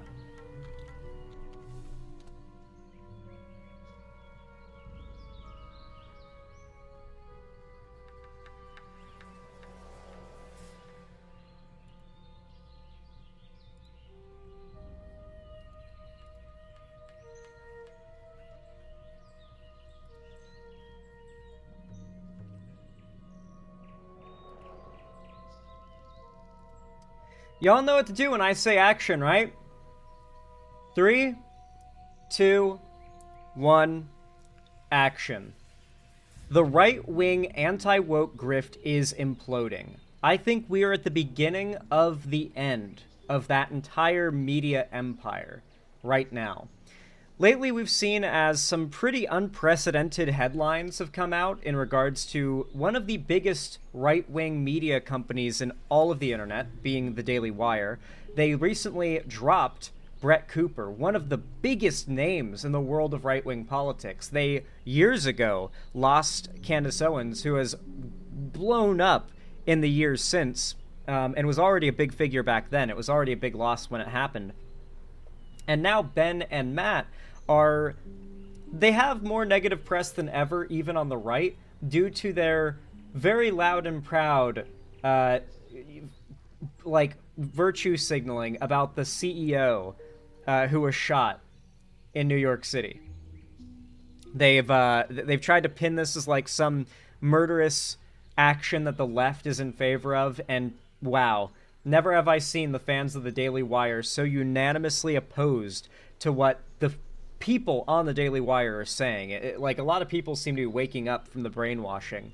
And this is following and leading into more and more YouTubers in the realm of media starting to notice that there is a cheap, easy, and overwhelming, just everywhere, overplayed grift in hyper-vigilantly scanning any new piece of media, whether it be a game, a movie, a TV show, a comic, whatever it may be, for quote-unquote too much representation, DEI, wokeness, forced representation, whatever they want to call it. If it's something that makes them feel uncomfortable or seems like intentionally different from the norm, it sets off alarm bells for them and they freak out. Many of these people just naturally act that way and have those inclinations. Others seem to have been trained to think this way, but the fact that it's so tangibly cheap and hollow and soulless, this grift, is leading to more and more people calling it out. And I feel like a lot of the consumers of that grift content are going to begin dropping it in the coming years. Just my theory. In fact, to substantiate that, I've got a really good video here that I've been recommended to watch by the Birdman. For those that don't know, he makes the Everything Wrong with CinemaSins videos, because for those that don't know, CinemaSins is some of the OG, it's some like OG anti like clickbait media slop. It's some of the like it kind of established the shit talking stuff is the best way to get easy clicks and not have to make a valid point about anything. If you just shit talk things under the pretense that it's a joke. People who agree with what you're shit talking and saying with that will think it's serious, and those that disagree have to contend with your claim that it's just for entertainment and jokes. I really hate CinemaSins for that, and that is why I've always liked the Birdman. And finding out that he's been jumping on the sort of the line of YouTubers that have started calling out the anti-woke grift is quite interesting. For those who don't know, the Act Man, who I used to consider like an anti-woke YouTuber, has himself started calling this stuff out, because it's gone from just calling out like rainbow capitalism type stuff for being blatantly pandery and sometimes even cringe in its execution, to just hating it when minorities exist in media. He's recognized how much it's escalated from what he actually believed, and I think it's happening more and more every day. Anyway, this video is called Exposing the Grift. What is grifting? And the thumbnail is a picture of the main character, presumably the main character. We actually don't even know if that's the main character, but the character we saw in the new Neil Druckmann game, Intergalactic, with the text ugly in parentheses. Or not parentheses, quotes. So let's go ahead and see what this video is all about. It seems like it's going to be pretty solid. So, you know, buckle up, everybody. It is a little bit of a longer one, so I'm going to speed it up just a little bit, but let's hop in. A Keynesian beauty contest is a scenario where individuals base their choices not on their own preferences, but on what they believe others will choose or find appealing. It's so named due to the phenomenon where judges of a beauty contest vote on whether or not the other judges find a contestant beautiful, rather than what they themselves think of a contestant. It seems rather counterintuitive, but when this concept is applied to other realms of society, it begins to paint a clearer picture. One example is an election, where a voter may support a candidate they think is most likely to win rather than their genuine preference, to avoid apparently wasting their vote. I think a lot of Americans vote this way. The vibe was that Trump was going to win this election. Like, the vibe of, like, your average normie was that Trump was guaranteed to win and that everyone hated Kamala Harris. And so a lot of the people who just vote for the person they think is going to win voted for Trump because the vibe was that Trump was going to win. The vibes were self-fulfilling. The Republican Party demonstrates this quite well, as back in 2015 when Trump announced his candidacy, the party fought hard against him in the primary, but when it became apparent that he was striking a chord with the public and was likely to win the nomination, everyone fell into place. The Democrats seem to take the opposite approach, where they seemingly decide who they want beforehand and push that candidate regardless if they are popular with the public or not, and this has resulted in them getting beaten in 2016 and 2024. Bernie won every single county in West Virginia. Counties? Yes. Every single county went for Bernie, and in Mingo, Hillary came in third place behind somebody named Paul Farrell. I don't even know who that is, okay? Even though Bernie Sanders won all 55 counties. The problem is Bernie was not as popular as Biden or as Hillary. He wasn't. He would have won the primary. They're not, like, we don't have rigged elections in this country. I get it, though. His policy and his rhetoric are objectively popular, but he was not popular enough. A lot of it might have just been well poisoning and just slander that's stuck. The idea that a lot of progressives want to separate themselves from the ideas of being seen as socialist or communist, and everyone in America thinks Bernie is a socialist or a communist. I think that the American people had the opportunity to vote for Bernie, and they squandered it several times. It's not that he had the win taken from him, or that like the DNC pushed a certain candidate harder than others. Don't get me wrong. The DNC did not seem to like Bernie. The mainstream media did not like Bernie. But it wasn't rigged, and I don't think it was like set up or anything. I think that to a degree, who wins these primaries with the Democrats is actually very much the same. Ever since Trump, in particular, has entered the world of politics, the conversation in the primaries is who has the best chance of beating Trump. Not who has the best policies, who is like the best for the American people, who can beat Trump. That is the concern of most progressives and Democrats. And most people highly got around Biden because they believed he could win against Trump. He had the best chance. And so he won the primary, and he won the election overwhelmingly because of the outcry of people not wanting Trump to win and believing that Biden could win, and it motivated them to vote. They felt empowered rather than put down. I caucused for him in 2016 and 2020. People who said they were going to vote for him didn't follow through. Yeah, a lot of young Bernie voters, like the progressives, they don't actually vote. That's fair. That does not surprise me at all. A lot of these, Bernie's like main supporter base are college kids, right? Like college-age people. They vote at a much lower rate than you would expect when you consider how radically political they are. He's in West Virginia. The West Virginia Democratic Party went to the Democratic National Convention and told this lie. 19 votes for the next president of the United States, Hillary Rodham Clinton. Single lone West Virginian did her best to put her little homemade sign within the camera frame so that the American people would know the truth. Politics isn't the only area where the Keynesian beauty contest Bernie didn't win the state, but he did win those counties. Makes sense. The stock market is famous, or infamous, for investors buying a stock they believe others will find attractive, only for that investor to pull out early while the interest is high, making a nice profit in the process. On social media, this concept goes from amusing to outright insidious. Leak, BioWare and EA caught red-handed? He always does this. Like, the way he types is genuinely infuriating. I hate this guy so much. Mr. Matty Play's agreement supposedly leaked. It wasn't a conspiracy theory. It was true. Return to form, a required phrase. Content creation guidelines for Dragon Age Veilguard leaked? If true, this confirms everything. There is so much more here. You cannot talk about woke. This is access journalism. This is bullcrap, and we have to tear down the corrupt system. All down. Okay. I see many people saying it's not a problem today with Disney rides. Be careful. This is how our hobbies and IPs were destroyed. By the time you wait for DEI to ruin your product and infect the companies that make it, it will be too late. The time to act is now. Media grifters will make video after video on a property before it has even come out in an attempt at catching the wave of hatred before it starts, and often end up being wrong while hilariously changing their tune. But all it takes is one or two times in which they're right. This is called the sinking ship strategy. It's actually not even... Okay, there's three separate things that they do in order to appropriate popular culture.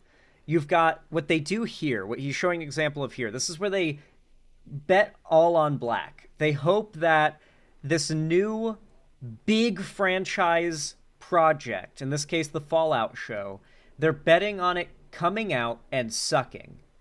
And that all these fans who are excited to see their favorite franchise brought to the screen would be so disappointed that they would run to the internet to find content that exists shitting on it, and they can kind of vicariously get their anger out through watching that hate bait content. And if they, months or weeks before it even came out, were making videos about how bad the show was going to be, then it's already there. It's there the moment the show comes out. They're going to have a massive influx of views and revenue if they end up being right. If they end up being wrong, though, they just walk it back and pretend they never said any of this stuff. Look at what Shadiversity did with the Mario movie, where they relentlessly called it woke. It came out and was a massive success, and so they did the second thing they do, which is appropriate successful things. When something is really popular and successful, they do everything in their power to appropriate it. And sometimes they're very successful. There's a lot of contradicting stories I've heard about this, but how many of you are familiar with the game Black Myth Wukong? One of the biggest, most popular games to release this year. Didn't win the Game Award, surprisingly, but very popular game. Considered quite good by most, at least from what I'm hearing. Now, before it came out, whether it was a translation error, as I've heard it to be, or it was not, apparently the devs said that they were explicitly avoiding any, and I quote, feminist agenda in the game. And this meant that, obviously, the right actually had something to go off of when claiming that this inevitably successful game was going to be anti-woke and would be, like, representative of the kind of changes that the anti-woke movement wants to make in gaming.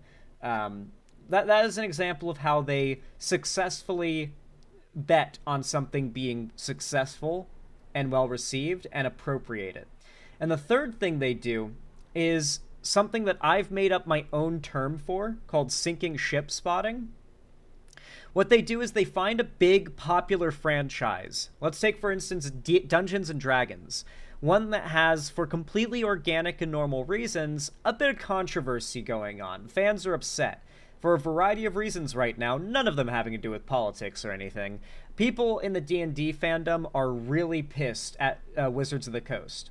And so, recently, the anti-woke grifters have quickly started to make videos attacking Wizards of the Coast and current recent changes to D&D, while also couching all of their criticism of the popular things to complain about among fans of that franchise, couching it all in this rhetoric that this is all part of this DEI woke agenda that's ruining all these popular things, apparently.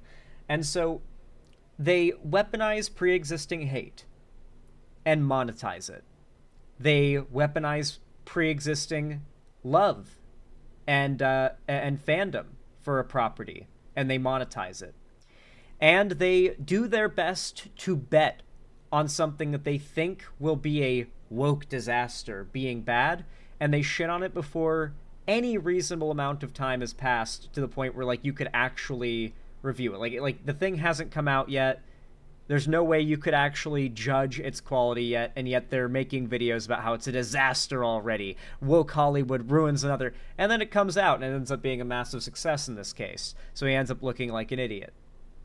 Catching the wave of hatred before it starts, and often end up being wrong while hilariously changing their tune. This concept is core to the starts. There's the walking it back. Finished Fallout this morning. I was completely engrossed in the story and surprisingly invested in all three main characters throughout. Lots of fun twists and turns, good character development. I truly felt like I was in the Fallout world once again. All that is true. Once again, I want to remind you of my favorite example. Critical Drinker House of the Dragon. This is some of the most blatant... I love this image. I'm glad it's not lost media on Google yet. I love this image. It gets across their grift perfectly. Before House of the Dragon comes out, Drinkers Chasers, why no one cares about House of the Dragon. You know, because the narrative is, no one cares about this, it's going to fail. On the night it came out, he tweets, genuinely had no idea House of the Dragon had even started. There seems to be no buzz around it at all. And then, of course, it comes out the next morning.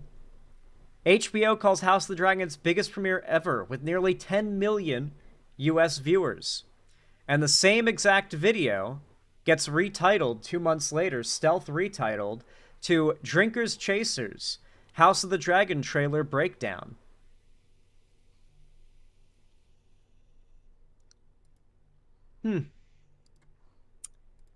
Interesting. Of being wrong while hilariously changing their tune. This concept is core to the grift and is a surefire sign that you're dealing with a grifter when you see it. But what is a grifter? Given that the nature of this series is to expose grifters and their behaviors, you might be wondering why it's taken me so long to define what grifting is. I'm often criticized for being too optimistic, and I can see where those people are coming from. I assumed we all knew what a grifter was, but after making my video on the critical drinker, I noticed quite a lot of people, mostly his fanboys, attempted... Yep, I see a lot of comments like this on my videos too when I call out like the blatant right-wing grifters as grifters. A lot of them just say, no, you. It's funny when a grifter calls someone else a grifter. Seeing this a lot. Birdie, you come off as a Destiny-style reviewer, very adept at using sophistry to try to attack alt-right, quote-unquote, viewpoints. People in the comments complain about hearing the term woke, but the same can be said about using the term alt-right. What's so hilarious about this shit is that these terms that they complain about being called now were once proud labels they used to obfuscate what they used to be known as. The term alt-right was not always this dirty term that they try to separate themselves from. Back in 2015 and 2016, when Richard Spencer coined the term alt-right, it was so popular and acceptable that Richard Spencer was going on CNN to talk about the rise of his alt-right movement and how young, hip, the alt-right movement was Richard Spencer's Groyper movement. He was going on TV to talk about how young, suave, 20 to teenage dudes in suits were now the face of the new right wing. They were tech savvy, they were online, they had social media presences, they weren't old, crotchety, boomers. They were young, clean-cut, like smart, intelligent-sounding guys with a good education. And a lot of knowledge about like pop culture and tech, and they call themselves the alt-right. The alt-right was not this like, oh, they're the alt-right, they're the far right. That isn't what it meant originally. It was a very like, people called themselves alt-right publicly, and there was no backlash to that because it was just seen as this new era of populist right-wing politics. Mind you, this was back in 2016. These figures who called themselves alt-right all ended up being Nazis, and so nowadays, it just, over time, alt-right has turned from a dog whistle for being a Nazi into synonymous with being a Nazi. So much so that referring to someone who aligns with alt-right ideas as alt-right is all of a sudden an attack. It's an attack on someone, you know?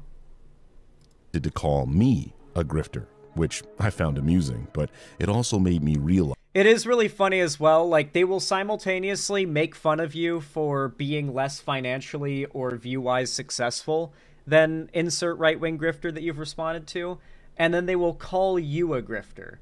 It's like... It's that frustrating, like, it's so wrong, but they're so confident and smug as they say it. It's like, they must just be saying it to try and trigger progressives, and they know it's wrong. Like, it has to be on purpose. They can't be that genuinely, like, bafflingly, enragingly stupid. That people don't know what a grifter is. So today, I'm going to define it for you and provide some examples so that from now on, you will be able to identify when someone is grifting.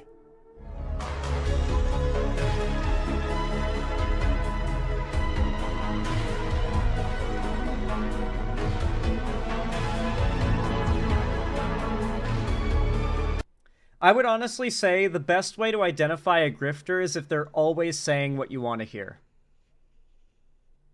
Really think about that. Like, when you're watching a pundit whose job it is to have people... Like, when you are a person like me, whose job it is to say opinions online and get people to agree, it's far easier to just say what a pre-existing audience already agrees with, please that audience incessantly, hope more like-minded people continue to coagulate around you, never break out of the mold you build around yourself, and just continually audience please to their, like, seal claps and donations. That is what I consider an online grifter. Someone who plays entirely into an audience capture as an easy way to make money, while masquerading as a free thinker who's just trying to persuade people with logical, well-substantiated, fact-based arguments. That is what I consider a grifter in this context. If I were just to nail it down to its like most simplistic, basic idea. The term grifter traditionally refers to someone who engages in schemes for financial or material gain, often involving deceit. A famous, non-controversial example would be Charles Ponzi, the originator of the infamous Ponzi scheme, a type of investment fraud where returns are paid to... I've talked about this before, by the way. America is a country of grifters. It's why it's why we elected Donald Trump, and the fact that Trump is so publicly a scammer and a grifter. I mean, think of the Trump coin, the Trump guitars, Trump steaks, Trump Bibles. He's grifted and scammed his fans at every turn. It's all been about trying to make money, and I think most people recognize that. I don't think most Americans are so stupid they don't recognize it. I think they admire the hustle. You got to remember, America is the country where the famous story exists, where the British couple like arrives in New York, or was it like it might have just been San Francisco. They arrive in America, and a scammer, like the same day, finds them, convinces them that he's selling the Brooklyn Bridge or whatever, or the Golden Gate Bridge for like a few $1,000s. They're tricked into buying it. They give him their money. He, fucks off. Or buggers off, as they probably said, and he takes their money. They came to the nation of grifters unprepared to deal with grifters. We're a country of people like that. You do what you can to get by, to achieve success. That's the American dream. Being able to trample as many people as it takes to get to the top. Was it the Washington Bridge? I don't remember. Earlier investors. That's where the term "I've got a bridge to sell you" comes from, is that story, by the way. Using the capital of newer investors rather than legitimate profits. Under this definition, if I tilted my head sideways and squinted my eyes, I can kind of see why people don't think what Eric July, Yellow Flash, and the Critical Drinker do is grifting. Their audience's defense for them is that they are simply telling everyone their opinions, and opinions can't be grifting, right? Well, when we call these people grifters, it's a shorthand for media grifter, which is a different kind of grifter.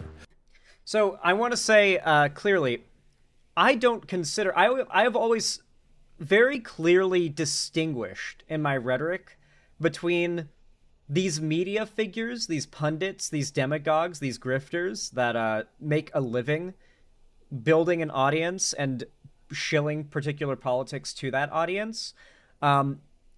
But the audience itself, I distinguish between the figure and the audience. The audience are a group of genuinely well-meaning people, more often than not, who have genuine belief in the things that they say they believe in, who have been convinced by these very charismatic, often media-trained, very willing to do whatever it takes to get their videos pushed by YouTube, clickbaiters, into thinking, oh, I agree with you. I'm an entertainer who's fighting for what you believe in.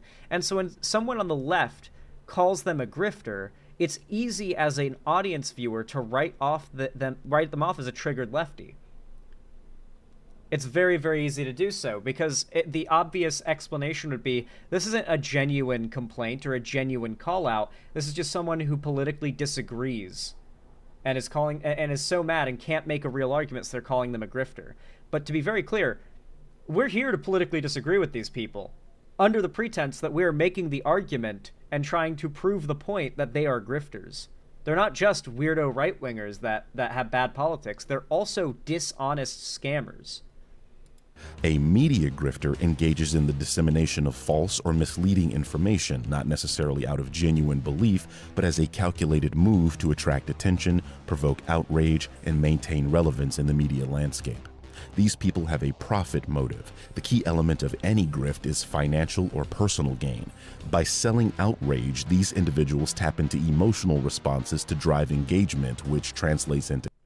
My sister spent last weekend telling me how she has to be right-wing because of how much she likes to help everyone. God, I'm glad my sister is dyslexic. That's a good one, Canada's Joel. Honestly, I feel like the best dyslexia test in the world has to be, like how I walked Perry Icefire through setting up the UI for Classic WoW. I told them, okay, now click on that that little like foamy beer button on the top right of your screen, and then I would see Perry Icefire's mouse dart down to the bottom left side of the screen. I'd be like, you're dyslexic. You're definitely, I can diagnose you right now. That is dyslexia. To clicks, subscriptions, and ad revenue, like the Ponzi scheme relies on in My fucking god. It really is just Goonergate, isn't it? It's Goonergate. Like, this image here makes it, like, very clear what the objective... This guy's, like, suing some progressive lady in the games industry right now, by the way. This Smash JT guy, he's, like, I'm gonna probably cover it tomorrow. He's, like, suing some female game developer right now in court. Or I think he's getting sued, but I think he's the one doing the suing, if I'm not... I'm pretty sure. Yeah, he's part of the Goonergate battalion. Enthusiastic and inexperienced investors, this type of grift relies on the gullibility of the audience or the person that's being sold the out. Celebrating men, Godzilla -1. Yeah, here's a good example of what I was talking about before, where they latch on to something successful and popular. The new Godzilla movie is one of the most dick-ridden pieces of media in the last year. So somehow it celebrates men and is anti-woke. It's not just not woke, it's anti-woke. It's a celebration of men. Yeah, Godzilla's celebrating humanity, I'm sure. Rage. Grifters capitalize on the audience's biases and general unwillingness to scrutinize the things they're saying. In a previous video in this series, I spoke about how go woke, go broke was just a cute saying that doesn't map onto reality. Whether or not media grifters actually believe this debunked concept remains a topic of discussion, but what is clear is that their audience actually believes it's real. Get woke, go broke is real, though. See the current games right now that are flopping. Just make a good game, people will flock to it. Look at the current games right now that are flopping. So he's probably thinking of, like, Concord, right? Concord has been labeled a woke game because there are characters in it that are brown and there are characters in it with, like, colorful hair. That is all it takes. It's all it takes. Like, if you look at it and there's too many colors in the lineup of characters, it's woke. It really is that simple. Like, you need to have you can't be... Like, the color spectrum of your character designs can't be too narrow, because then it's too boring. But if it's too wide, then gamers will consider it either A, ugly and overwhelming, or B, woke. And most people either considered Concord's character designs ugly, overwhelming, and uninspired, or woke. And so they're probably thinking of the fact that, yes, Concord did fail, and of course they've deemed that a woke game, and so, yeah, go woke, go broke is true. If the game that is failing is deemed to be woke, then yeah, that proves the rule, right? Just make a good game and people will flock to it. So, can a good game not be woke? Does wokeness automatically make a game not good? What is woke? They won't define it. But, like, if a really good game, like an objectively really fun game, just happens to have a trans character in it, like they force a trans character into the game, does that make it not a good game? Will people not flock to it now? Even if it is a good game? Like, the logic doesn't even follow. This is cult logic. They're in a cult. You have a point, but counterpoint for go woke, go broke. It's 100% true, and it's happening right now. Many new shows and games that have failed weren't woke. I may be wrong, but while there have been some small successes, God of War, for example, a small success of a woke game, the new God of War Ragnarok, of course, because they had a black character in that game. That's why that game was woke. I'm not joking, by the way. That's why God of War Ragnarok was woke. They had a black character in it. There is a black character in God of War Ragnarok, so it's considered a woke game, and thus a small success and a small non-relevant exception to go woke, go broke. Those weren't overtaken by DEI and woke politics and just had some small alterations that were irritating. A black person existed, so he was irritated by the black person being there, but not overall vomit-inducing. Heh 1 minute in, many such cases. I'm surprised he got that far before leaving the hate comment. 1 minute in, and I'm now waiting for the reveal of the graph that shows how many companies that have soared to the sun on their wokeness compared to the, I'm now convinced, pitiful few that went the way of Icarus. Wait, they all plummeted and stared broke in the eyes? Where are the charts that show wokeness correlated to, like, financial downturn? One of the companies that's been getting the most shit for being woke is Blizzard. And despite, like, the rising amount of discontent against the company, their profits rise every year. This is also part of the mindset that they try to push, that financial failure is a punishment for moral wrongdoing. This is, like, these people are obviously massive, like, cucks to capitalism as a concept. They believe, like, if you succeed under capitalism, it's based on merit, right? And so these games that are succeeding must be anti-woke because they're succeeding. They must not qualify as woke because they succeeded. But if they failed, they must be woke because they failed. And financial failure is a punishment that always comes to those that do a bad thing, like being woke or doing DEI. And that's entirely the problem and why this series exists. Let's pause for a second and talk about another type of grifter, the flat earther. Oh. I have another series where I debunk conspiracy theories, and the one topic that seems to come up rather often is the archaic idea that the Earth is flat. Obviously, this is not true, and you'd have to be extremely gullible to believe the things prominent flat earthers say. But they're one of my favorite flat earth, like, things to happen recently is that this pastor, this, like, church guy, was like, you know, I've gotten really addicted to watching flat earth debate videos. And I'm curious. We've got a lot of money. Our church is really wealthy. So I want to host a debate in Antarctica. Because there has been a debate more recently that there's one single observable on-Earth phenomenon that if it does or doesn't happen at a set time for a set amount of time, it disproves or proves that the fact that the Earth is a globe, right? And so all the flat earthers are like, why won't they let us go to Antarctica and see the sun and have us see the 48-hour midnight sun? Because it won't show up. It won't happen. There won't be any sun. And so this church guy's like, okay, so I've made an offer to all the prominent science YouTubers that debunk flat Earth, and I've made the offer for full expenses paid on the trip for all the big flat earther figures. None of the flat earther figures have agreed to go on the all expenses paid trip to go to stay in Antarctica and witness with their own eyes, all live streamed using Starlink, by the way. It'll all be live streamed to witness whether or not there is a 48-hour long midnight quote unquote sun, like no sunset, which would, as they have stated 1,000,000 times, prove the Earth is round. They refuse to take the all expenses paid trip because if they do, they will be caught on camera either walking back this thing they've said 1,000,000 times would prove or disprove the flat Earth, or they would just have to they would have to admit that their entire grift is wrong. And these people are grifters. They are not, the flat earther figures are not well-meaning,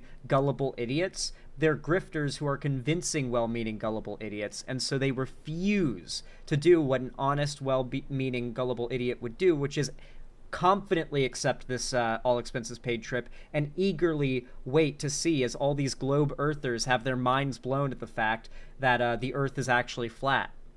And the evidence is in their favor. If they really believed that, they would jump at the opportunity, and they don't. Wherein lies the point. It's the gullibility of the audience that allows a grift to continue. Interestingly, there is a challenge for flat earthers called the final experiment that will... This is literally the thing I was talking about.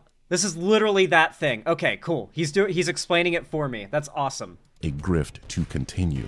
Interestingly, there is a challenge for flat earthers called the final experiment that will take place in December of this year. The final experiment is a group of science communicators and flat earthers going on an all expenses paid trip to Antarctica to observe the behavior of the sun. I reiterate, all expenses paid. Yep. That will be important later. The objective of the final experiment is simple. If the Earth is a globe, the sun in Antarctica will never set and will be visible 24 hours a day. If the Earth is flat, you will not be able to see the sun in the sky all of those 24 hours, and if the sun sets, it will prove the Earth is not a sphere. Obviously, we already have proof that the December sun is visible 24 hours a day in Antarctica, but the thing with true believers is that they have to see things for themselves, and the goal of the experiment is to get prominent flat earthers to see that evidence for themselves, hopefully cutting the head off the snake. Now, you would think that an all-expenses-paid trip to perform an experiment of this magnitude would be immediately leapt at by these flirts. Finally, they will be able to prove once and for all that the governments of the world are preventing normal people from going to Antarctica and that the Earth is flat. And it will That's also a big part of it, too, is that a big, like, talking point of flat earthers is you can't go to Antarctica because it's just a wall of ice and that it's guarded by the military and like the UN and stuff, and you cannot go there. You can literally just go, you can take a chartered boat there and stay at like towns and camps there and shit. You can apply for like a program where you can be like a chef or a janitor at like the research stations there. So like normal people can absolutely go there. There are tons of ways to do so, and this is one of them. But just going there at all disproves 50% of their grift, because a big talking point of Flat Earth is that you are not allowed to go to Antarctica. Many of them that have made excuses for why they won't accept the trip have said, I don't believe that you're not just going to fly us to, like, Canada and tell us it's Antarctica. Their excuse is they're not convinced unless they are able to pilot and control the path there and they go by boat. They don't believe that they're actually in Antarctica because you're not allowed to go. And so a lot of them are unwilling to go because if they do, it disproves one of their biggest talking points just immediately. If they land and touch ground in Antarctica, 50% of their grift has been annihilated. Justify everything they've been saying all this time, right? Well, what happened is that when certain prominent flat earthers were invited on the trip, they turned it down. Again, I remind you that all of their expenses would be paid, so what possible reason would these people turn down what is clearly an opportunity of a lifetime? My point is likely starting to dawn on the more astute of you. Turning down this opportunity immediately outed them as grifters, or people capitalizing on the gullibility of an audience, as they themselves may not be true believers of the things they're saying, and instead are seeking personal and financial gain by telling people the Earth is flat. By participating in the experiment, they would prove the Earth is a sphere and by extension, ruin their ability to grift. Get it? By engaging with the facts, they risk exposing themselves as profiting off of the true believers, thereby losing their stream of revenue. And this has already happened. Austin Whitsitt, a flat earther with a sizable channel here on YouTube and one of the participants of the final experiment, was called a shill by his own fans, with some going as far as to claim.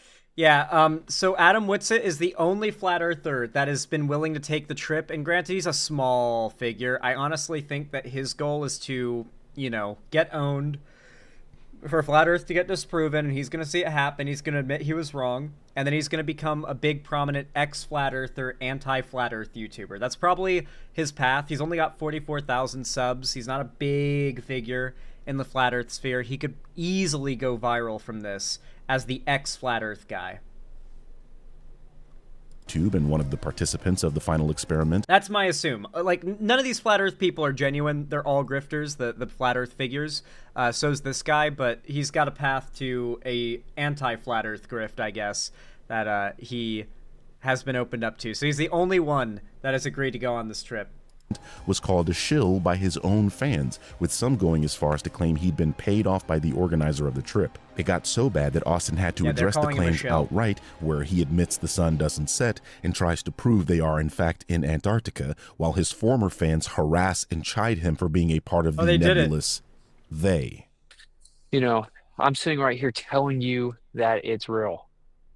And so if all of a sudden I'm an actor, I'm a shill, whatever, you're just ridiculous. Okay, everyone knows. You know that I'm not. You might say, well, Birdman, Flat Earth is obviously not true, to which I would agree. But you see, when I point out that go woke, go broke is also obviously not true, the same person that saw through the Flat Earth grift might pause.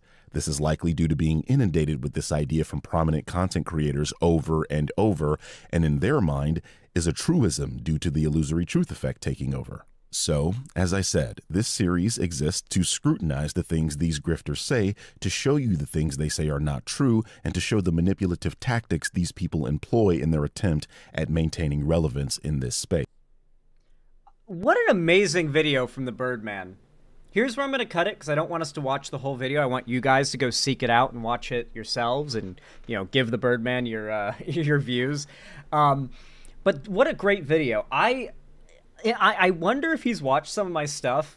I feel like it's extremely egotistical to say this, but I swear to God, when I watched one of his videos last time on stream, I made the comparison of these right-wing grifters to flat earthers and how, like, blatantly flat earthers will flee any attempt to any reasonable attempt to say, hey, you believe in this thing honestly. I believe in this thing honestly. Let's both put ourselves into a situation where we are forced to acknowledge the evidence that is objectively in front of us and see whose claim the evidence supports.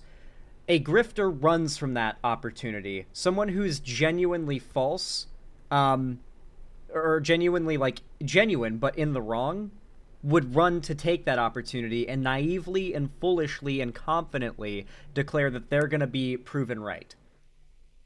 And it's such a really good point. And I honestly, I assume he's probably come to that point on his own accord, but I like to hope that he's watched a few of my videos and maybe you heard that argument from me. I feel like it's a really good example regardless, so I would not be surprised if he just arrived to that point on his own. Let's read the comments. I'm curious to see how the response is looking. A grift I caught in real time was a YouTuber who called Space Marine 2 woke because it had a trans writer, and then when the game came out and was a huge success, they turned around saying the woke crowd is upset about the game and that's a huge success and that these people are absolutely shameless.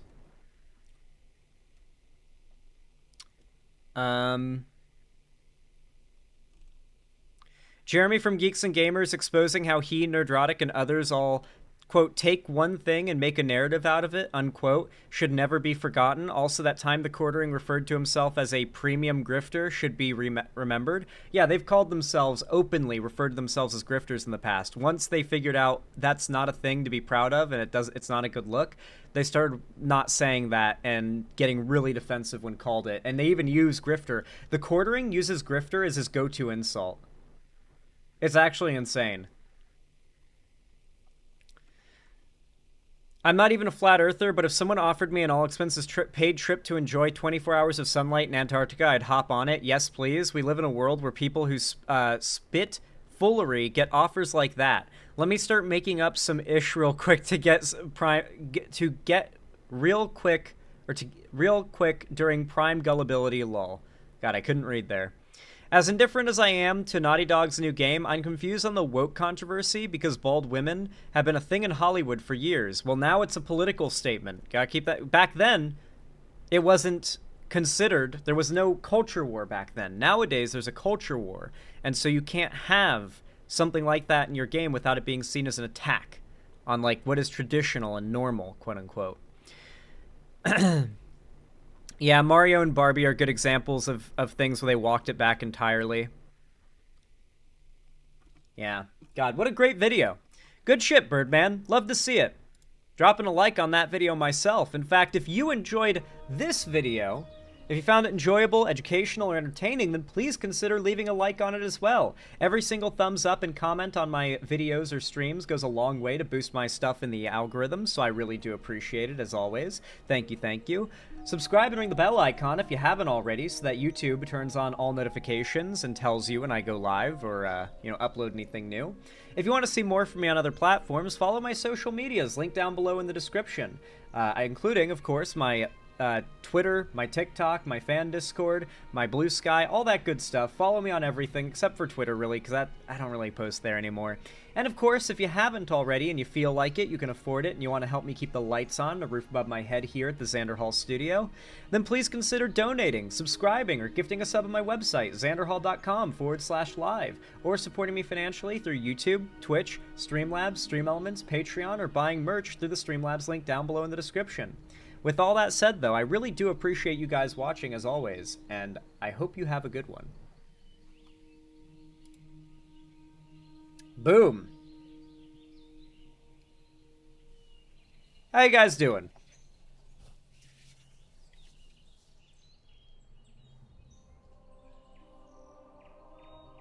How'd y'all like that segment? I feel like it came out pretty good.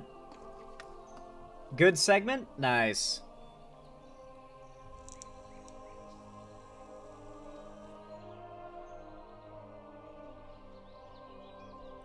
Good segment, doing alright, good segment, very woke segment, true. What am I drinking today? Water for now, but I'm gonna get myself a monster after our next segment, for sure. I'm gonna be getting myself a monster.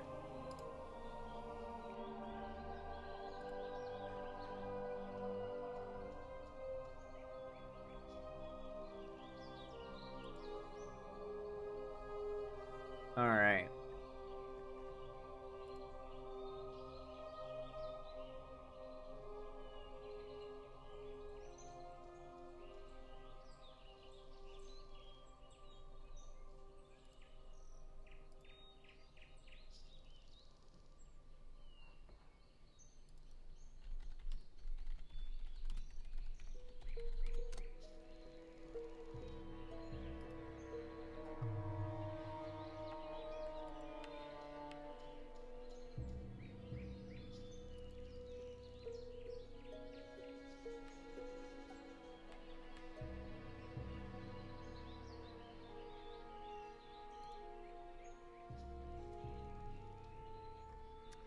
All right. Slashy, thank you so much for the $5 donation. I really appreciate that. Very kind of you. Thank you, thank you. It means so much. You're so pog for that. Said Grums when he realizes that Sonic fans would not let him control the narrative.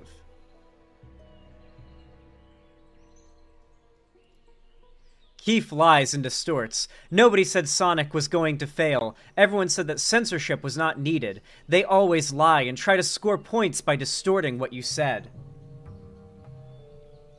They never say go woke, go broke. It never happened. Nobody said it was going to fail. Never happened. Go woke, go broke was never a thing these people said, ever. Stop gaslighting them, guys. They never said that. Alright.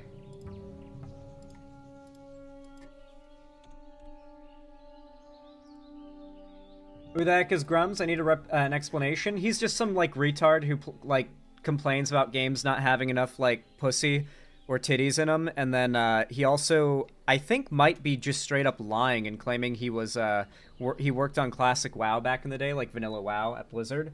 But the only evidence that he did is the fact that some Blizzard employees corroborate it and say that he was, like, a massive poison to Blizzard as a company, and that some of the worst behavior at the company, as well as some of the worst changes to WoW, he was behind. So the only evidence that exists of him actually working on WoW are Blizzard employees saying that he was awful for WoW. So I think that's pretty funny.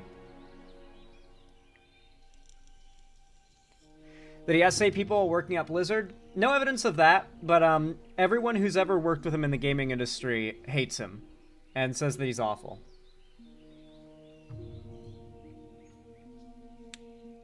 His real name is Mark Kern for More Perfect America. M-A-R-K-K-E-R-N, I think? Might be spelled Mark with a C, though. I'm not sure. Anyway.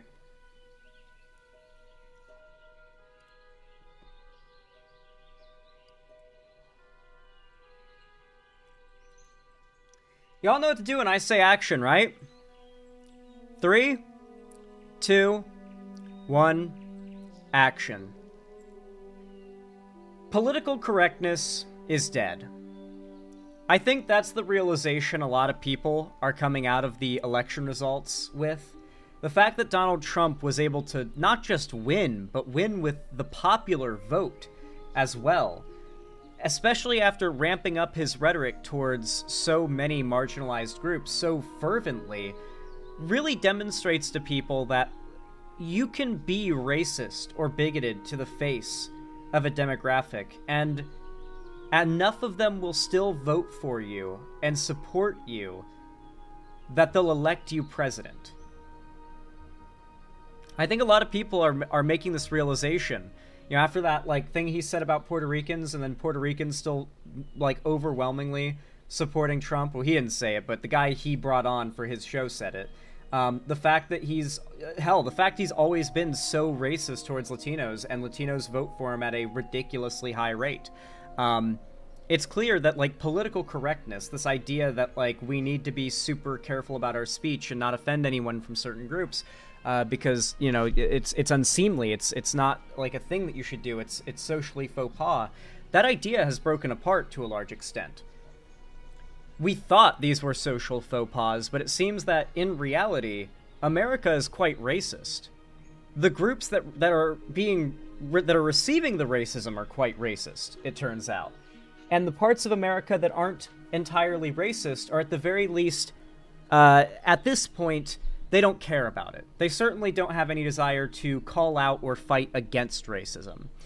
And so, this realization, I think it's quite real. Like, the whole, like, jumping down people's throats for saying retard, for example. The idea that the left might start to abandon things like that culturally, it's definitely something I'm in favor of. Do you want to know what I'm not in favor of, though? The idea that the left needs to start ceding ground on genuine moral positions in order to avoid seeming too radical. And what am I talking about? None other than trans rights. You see, go back to 2015 or 2016, and this is like my memory, the latest of my memory I can think back to where trans people were a thing I thought about, right? Binary trans, trans man, trans woman, passing, non-passing, hormones, nor hormones, gender dysphoric or not. The internet and most of broad culture did not accept trans people as valid. The most you could hope for in, like, centrist or apolitical spaces was an acceptance of trans people under the idea that they're, like, adults cross-dressing and that it's rude to make fun of them for it. Like, that was the closest you might really find in, like, non-dedicated left-wing spaces to trans acceptance, online and in real life in a lot of cases. A lot of this comes from the fact that, for a lot of people, they don't know the difference between being trans and cross-dressing. They don't know the difference between being trans and what they might understand about or know of autogynephilia, which is I think, debunked. Like, it's not considered real anymore.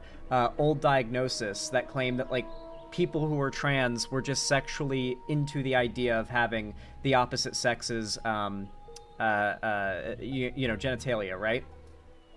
There's a lot of these ideas that are very popular, and there's a lot of gaps in knowledge that lead to, best case scenario, what you could hope for was a lukewarm acceptance. You know, someone wanting to be polite and thus not saying anything rude or degrading towards you. But it wasn't acceptance, so to speak. And when Donald Trump got elected, this lack of acceptance accelerated beyond an indifference towards trans people, towards being the general expectation, to outright exclusion and hatred towards trans people becoming the expectation and the norm. This was very much the case during the Gamergate era. The idea of identifying as an attack helicopter was one of the most recurring jokes back then. The 41%? Is that the suicide statistic for trans people? The 41% jokes. Like, these were the standard of humor back then. Like, trans people were absolutely the butt of, like, it felt like 30% of the jokes that people were making online in, like, the hip and cool parts of the internet when I was, like, 17, back in that time. And so, time passes, and a countercultural push forms under Trump's presidency.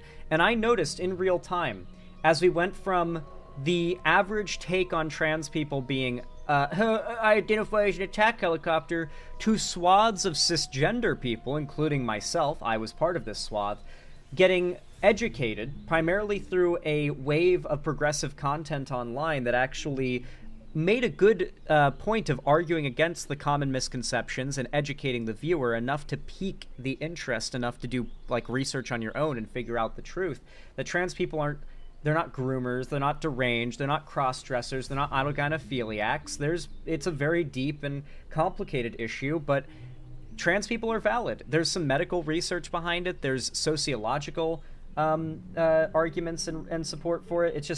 It's a deeper conversation than anyone would have known to begin with, but to have your eyes open to that, somebody has to like break the ice of the conditioning, right? And that started to happen like back in 2018, 2019, and I started to see a lot more general cultural support for trans people, particularly binary trans people, and particularly if they pass. Like if they've been doing hormones for a while and they do their makeup well, or they dress well, or they just look good, right? They pass well, right? There definitely like that would be the best way to see the most acceptance as a trans person. But you can think back to a few years ago how non-binary people got the shit end of the stick. Like being non-binary was all of a sudden I identify as a toothbrush. What are they going to identify as next? A car? What are they going to identify as next? Insert inanimate object? Dolphin? That was like the running joke for a while, was that non-binary people are taking it too far. Like, yeah, sure. If you have gender dysphoria and you identify as a man or a woman or a real gender, then you're a real trans person. But if you're non-binary, you're a trans trender. This became the idea. It was like non-binary people became the new target focus for the hate, the new group to push back against receiving acceptance and, rights and whatnot. And so I thought for a while that non-binary rights were going to be the big civil rights issue around LGBT stuff that would be like the main focus in the coming years. I was wrong. In the past few years, America has backslid on this issue. On a statistical level, America has backslid. Support for trans people has dropped, like for trans people generally, has dropped notably since the right started focusing on trans people in sports. In fact, I think it's about 95% of Americans say trans people should not be allowed to participate in the sport, the gender of sport they identify with. It's one of the most overwhelming, that's going too far, trans people, wedge issues that America has. Like, the vast majority of Americans do not like the idea of trans people in sports. And so, the right hyper-focused on that. And now when you poll Americans' opinions on the trans issue, compared to years past, their general opinion on trans people has dropped. It's 70% according to an NBC News article. Still the overwhelming majority, but thanks for More Perfect America. Thank you for grabbing the numbers. And the source. Not just the numbers, but sourcing it too. Yeah, pretty overwhelming majority there. And with that in mind, I think a lot of politicians, a lot of pundits, example, the Young Turks, and many companies are interpreting this as America is shifting decidedly right. They elected Donald Trump with a popular vote, despite him getting way more radically right-wing. Clearly, this progressive stuff is not... It's not doing well. It's not resonating with people. And as a company in particular, if we want to make as much money as possible, maybe we cut out the woke crap, as the chuds might call it. Ironic segment, I know, when we were just talking about how go woke, go broke isn't real, and it's not, to be clear, but it's starting to seem like the companies have been convinced it is. And the reason for that is this particular story. Well, a lot of things, but this story is what made me decide to make this segment. Disney pulls transgender storyline from Pixar's Win or Lose streaming series. Pixar's original animated series, Win or Lose, will no longer include a transgender storyline in a later episode, the Hollywood Reporter has learned. They've straight up pulled an already created episode from being made public because they don't want the negative press of having a pro-trans episode in their Disney animated show. That is a full-on report of the fact that they believe that either A, trans rights are not a important enough thing that even if it's not popular, they should still empower that, or that they are actually convinced that demonstrate or having a trans character is going to hurt their bottom line so much because being pro-trans is not a financially successful thing to do. Apparently Disney thinks that, and they might be right. I think this is actually less so look how bad Disney is for this, and more so a wake-up call. Trans rights have gotten significantly less popular in the last few years since Joe Biden got elected. Donald Trump's victory probably wasn't even close to primarily off of the idea that trans people need to be stopped, but the fact that he spent so much time cracking down, the right has spent so much time cracking down on trans people, did not hurt Trump's chances in the election even slightly.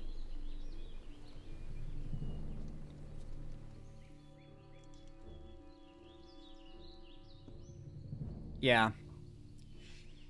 The series follows a co-ed middle school softball team named the Pickles in the week leading up to their championship game. Each of the 8 episodes center on the off-the-field life of a character and their point of view, whether it be a player, a parent, or coach, or an umpire. A spokesperson for Disney confirmed the story arc was removed and provided the following statement to the THR.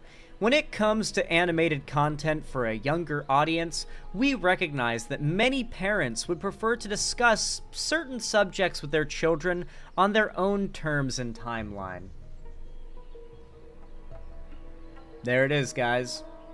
Your rights should be up to the parents of these kids. Whether or not these kids are learning that you're a human being deserving of respect and understanding should be up to those kids' parents and their political views. It's the classic, 90s era rhetoric about gay people. Don't put gay people in kids' media. It should be the parents who tell them that gay people exist. Their parents should find the right time and place to tell them about the existence of gay people and how their kids should feel about the existence of gay people. It should be up to the parents. The character remains in the show, but a few lines of dialogue that reference the gender identity are being removed. A source close to Win or Lose said the studio made the decision to alter course several months ago. Disney declined to comment on any further details. It's not the first time the company has come under scrutiny for LGBTQ+ storylines, particularly regarding its animated content. In 2022, controversy erupted both inside and outside of Disney following former CEO Bob Chapek's much-criticized response to Florida's Don't Say Gay bill. In June of that year, Pixar's Lightyear included a same-gender relationship and kiss. See, we are backsliding. We're backsliding, guys. I haven't been exaggerating when I say this. Years ago, a Pixar movie featured a gay relationship and kiss. Now we're cutting trans people out of shows to avoid upsetting the homophobes. We're backsliding. Pixar's Lightyear, which also sparked controversy. Disney's Animation's Strange World, which featured an openly gay lead character, opened several months later. Both films failed to perform domestically or overseas, earning just $226.4 million and $73.6 million, respectively, at the global box office. I've literally never heard of Strange World. I imagine it's not one of Disney's most popular franchises. Doesn't surprise me it didn't do well. And Lightyear is Lightyear was the weirdest thing ever because it wasn't a prequel. It wasn't about Buzz Lightyear, the character we know from the Toy Story movies. It was about Buzz Lightyear, the real human astronaut who inspired the toys that Buzz Lightyear, the toy from Toy Story, is a model of. It's like the clearest cash grab movie that even if you're like a fan of Toy Story, there's nothing there for you to latch on to. Like, if you grew up watching Toy Story, you have no interest, you have no reason to go watch Lightyear. So it failed, obviously. Like, it just kind of, it didn't fail, it just underperformed, I guess. And so, there you go. It was because of the gay kiss, clearly. LGBTQ plus content faces challenges in certain international markets where a country may impose a more restrictive age rating or ban on the content altogether as well. This is true. Some of the biggest markets in the world right now for entertainment consumption, like Russia, China, and whatnot, these countries are overtly hostile to homosexuality. Saudi Arabia, UAE, yeah, they ban shows with so like a lot of these big companies that want a large multinational audience. We're backsliding in large part because other countries never stepped up. They never stepped forward to backslide, and there's such a big market that these companies are going to start not just considering the American market, which may be more progressive, but maybe the Russian and Chinese market too, which are far more conservative because they're going to be bigger money makers. Zan, the removed scene was leaked online? Really?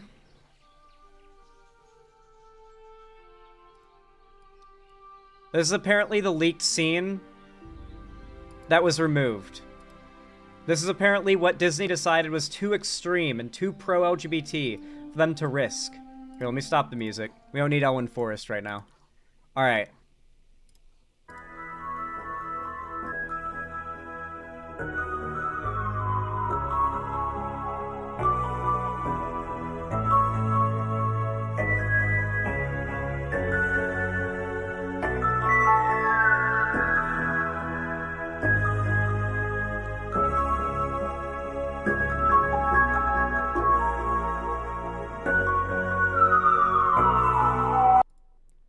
Like,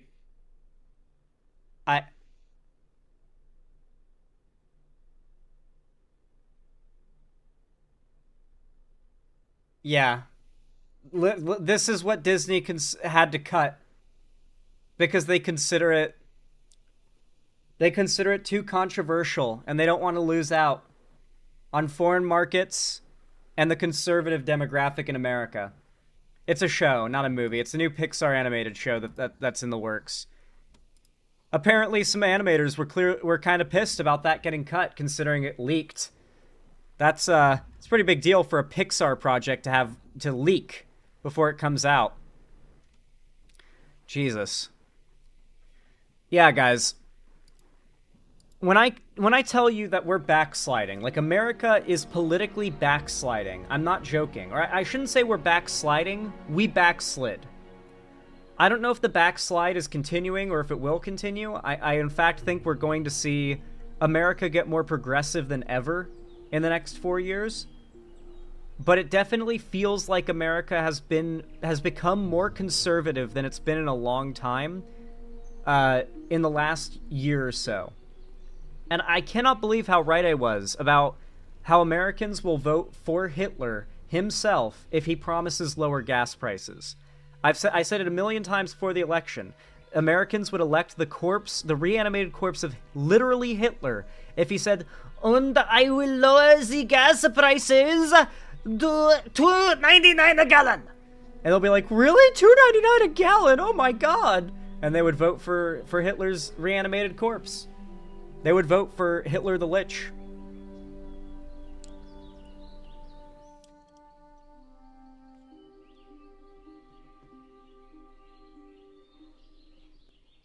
I also expect that Trump in $2.99 is still a lot.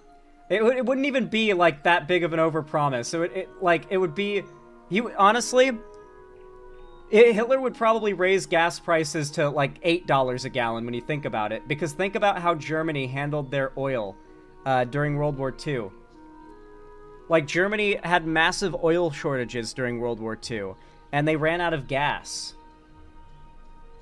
So Hitler would actually probably raise gas prices. He would promise to lower them, but he would probably raise them. Just like Trump's going to.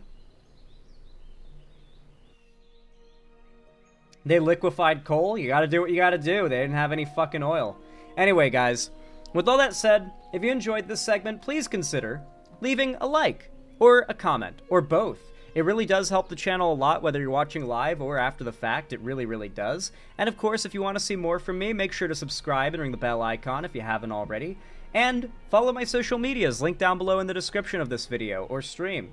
I really do appreciate it, especially joining my fan Discord. It's the main hub of my community and fan base, so I hope to see you around.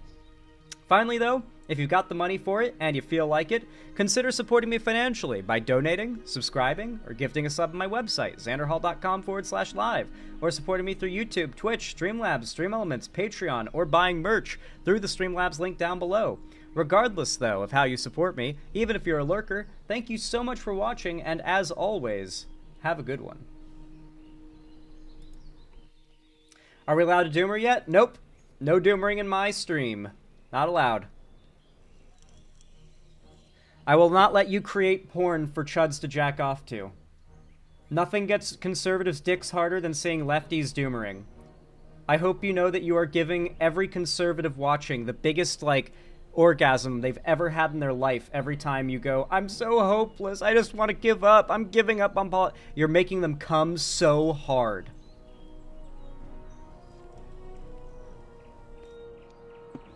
I won't let you guys let them come. I won't let you guys make them come the hardest they've ever came. I won't let it happen. Ew, exactly. Don't doomer post. Gross, exactly, Max Force. That's my point. It's gross. You're making them do what I do whenever I hear Zan's voice? Exactly. Exactly.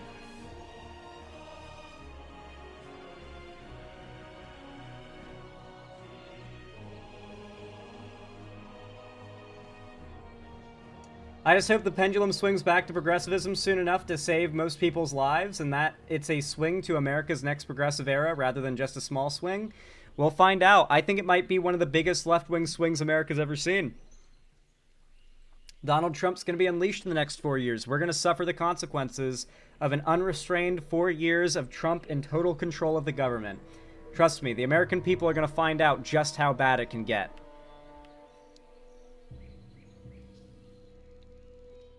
What makes you think that? They voted for Joe Biden in 2020 in numbers never before seen and not seen since.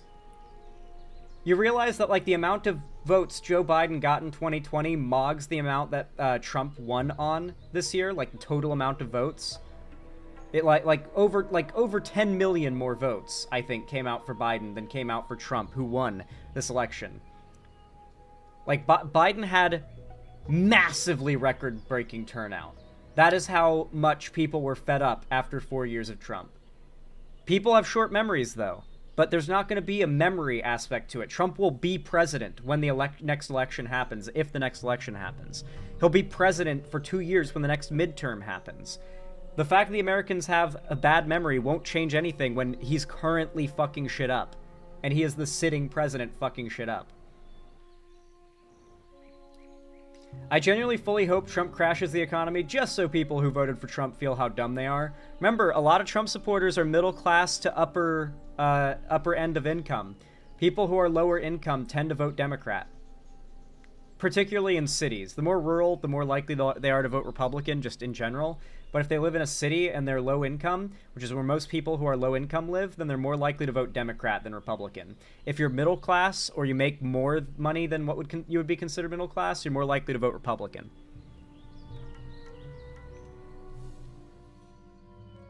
Oh man, my vape is dead. It's over, guys. It's so jover. Don't worry, I have a backup, of course. What do you think I am, a fucking plebeian? You think I'm new to this shit? Of course I've got a backup. It's not my first day here. No, the Zan vape. Oh, we're good. Yes, we are good. The blue wall states fucked us so hard this election. Well, they weren't blue wall states. They just didn't, they just didn't go blue. I mean, well, the blue wall on the West Coast wouldn't have changed anything. It just, the electoral votes would have done nothing. It was Arizona, Pennsylvania, Michigan. Those are the states that fucked us this time around.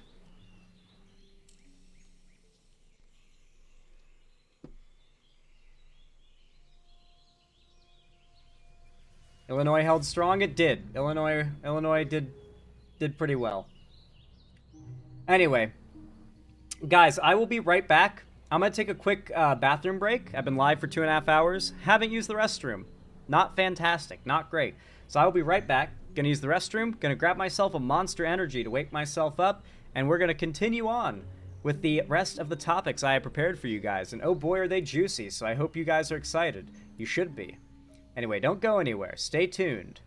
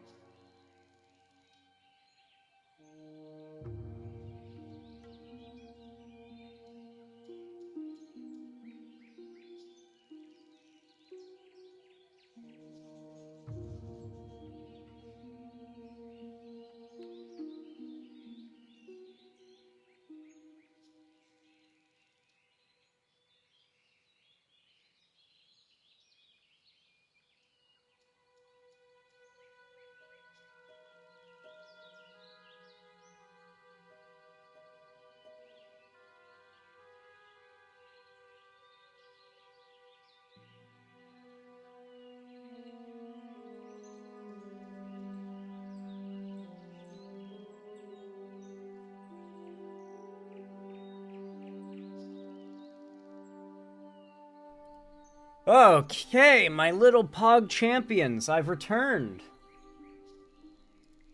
Y'all are so patient and nice, I appreciate it. Got my monster energy here. My lifeblood, if you will. What do you mean 50% of my fluids per day can't be monster energy or I'll die? I've been doing this for 15 years, I'm fine as hell. What do you mean? Just because my skin's turned green like a Warcraft orc don't mean nothing.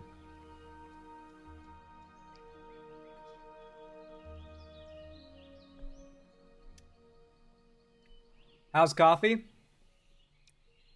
Not caffeinated enough for me, honestly.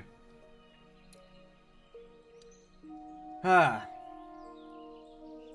prefer crappy gas station Starbucks. Well, Starbucks is not a gas station. Is Meat Rider doing okay? Zan's biggest Meat Rider? They're in YouTube chat. I saw some messages from them earlier. Why are you guys concerned? Did they say something that was, like, up? Alright. Oh, the little glass Starbucks coffees. I forgot about those. I haven't had one of those in, like, 15 years. Holy shit. Alright.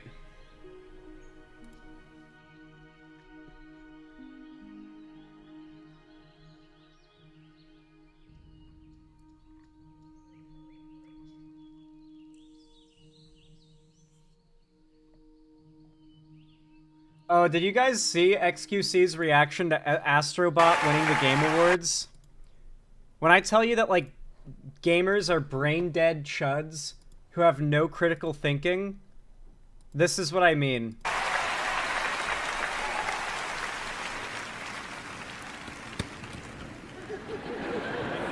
You wanted Black Myth Wukong And the to game win. of the year is... Astrobot!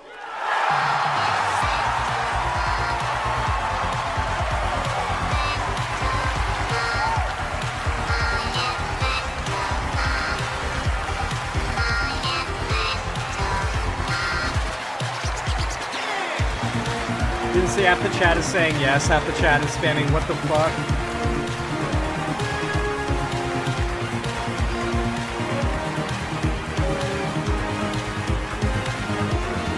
I love when people who haven't played or heard of a game get mad about that game winning Game of the Year. Because clearly if they haven't played it, it must not be good enough to deserve Game of the Year. Gamers. Okay, it's libtard propaganda. It's Joe Biden's fault. I am saying right now. This is my take. It's Joe Biden's fault, 100%. The council voted Wukong. It won, and then it said, nope. Too much China winning. We cannot lose to the east. The west is better, and then it chose a on soil developer people. That's it. He is genuinely retarded enough to believe that. So I cannot decipher whether or not he's being ironic. Yes, they couldn't lose to the East, so they chose a game made by, check notes, a Japanese studio. Does this guy know that Team Asobi is Japanese, Lamau? What's he talking about, East versus West? On-soil developer? Wow, what an ass he's made of himself. I'm just glad Wukong won People's Choice Award. On-soil developer, the little platformer that could won, and the streamer that can't function cries. How could you be upset at Astrobot winning? What is wrong with a genuinely fun game winning? Riots would have occurred if Elden Ring won. A feature testing game, well, because it's a DLC. Elden Ring should not win a second Game of the Year award in a row for a DLC that is not a separate game. Hot take, but I think it's not its own game. It's a DLC. Japan wins again, but don't tell them, or they will be really mad because Astrobot is not a Gooner game. True. Guys, it can't be a Japanese game. There's no tits jiggling in my face. What do you mean? Yeah. Was XQC serious about it being Biden's fault? Probably not that bit, but he was definitely trying, like, making the argument that, oh, okay, so clearly Game Awards is rigged, so some woke, progressive, American studio could be given the win, but they don't deserve. That was his argument, essentially. I'm telling you guys, gamers are stupid. They're not smart people. They don't think. They just react. They're the best reactionaries that ever reactionaried gamers. No think, just react. To be fair, that's what gaming teaches you what to do, you know? Like, most of the popular games out there these days are, like, shooters and stuff where not thinking but being able to instinctually react to things is what's rewarded. So it would make sense. Like, puzzle games and strategy games are by far less popular than, like, reactive-based games that require less thinking. You can tell, based on the popularity of certain types of games and what kind of thinking they encourage, where gamers are mentally, like what kind of, like, thinking experience they want games to give them in terms of challenge.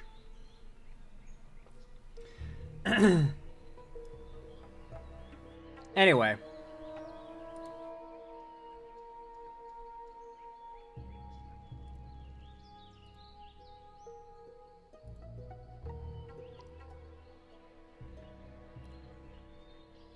Alright, everyone. Y'all know what to do when I say action, right?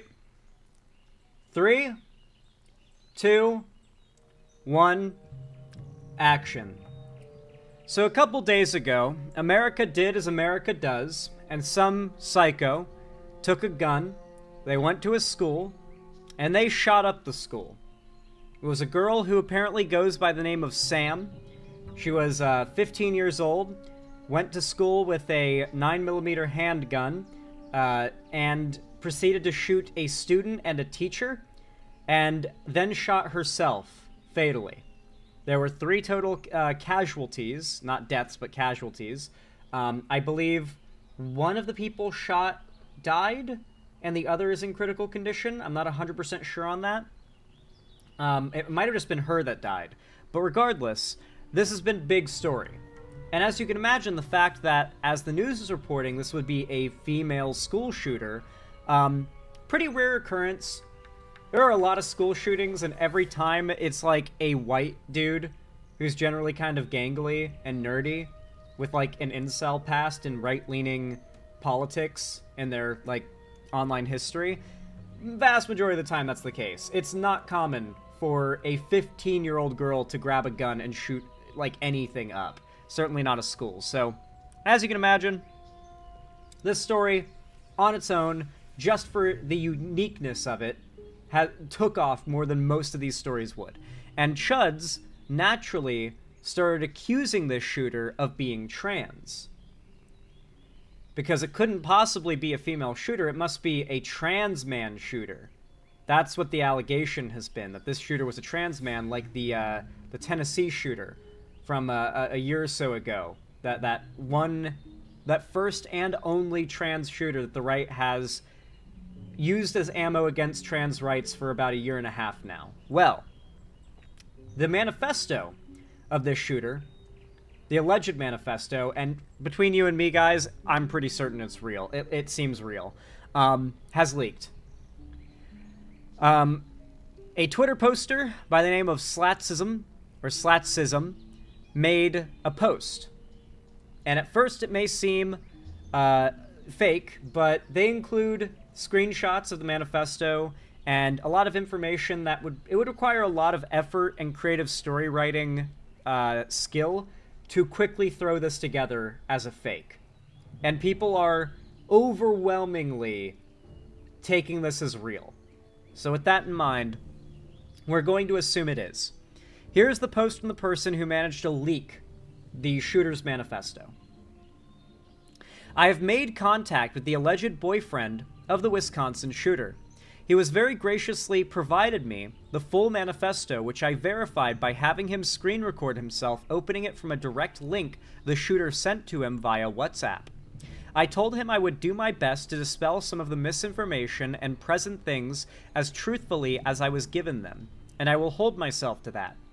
Here are some of the main points that we get from the manifesto. I'm not going to be reading the manifesto because it's like hateful and insane, but I will summarize it for the sake of important points I want to make. Her boyfriend knew her as Samantha Rupnow. She also went by a different name, one which was also feminine, but adopted the name Samantha, and this was the name her boyfriend says she had on her school identification card. She was a student at Abundant Life, and was born on November 7, 2009, and was born female and was not transgender. Her boyfriend was born male and is also not transgender. Her manifesto was titled War Against Humanity. It is a 6-page long manifesto, and in it, she speaks about having extremely difficult relationship with her parents, who she referred to as scum. She also claims her family did not love her or want her, and expresses feeling like the wrong child, quote unquote, of her family. She says that she had planned to commit suicide a long time ago, but felt that committing a shooting was, quote, better for evolution rather than just one stupid, boring suicide, unquote. She expresses deep admiration for Pekka Erik Auvinen, Arda Kuksiewitim, very Polish or something name, but there's dots above the U's, and Vladislav Rozlikov. She offered particular praise for, fuck that name, who was a Turkish, not Polish, Turkish, my bad, Turkish neo-Nazi who committed a mass murder in Eskişehir earlier this year, and stated that he was an inspiration to her. She calls him an ultimate saint. That's right, guys. Not only Is she not trans, like the right has been desperately claiming and hoping that she would be? But in her manifesto, she is praising Nazi shooters. Christian nationalist Nazi shooters. The fact that this was a Christian school really likely had no bearing on the targeting. It was just the school she went to. She just wanted to kill people. She was just insane, had some sort of fangirlish following of these Nazis, these Nazi murderers, and wanted to imitate them.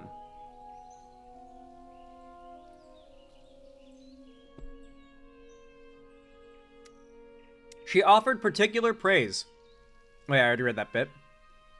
She expressed that she got the gun for committing the attack through lies, manipulation, and her father's stupidity, unquote. More to come shortly. I'll make some screenshots of the manifesto. In the interim, her boyfriend says the photo that is making the rounds is not how he remembers her, and believes it was somewhat edited to make her look worse. He provided me a photo of her in the same t-shirt and room.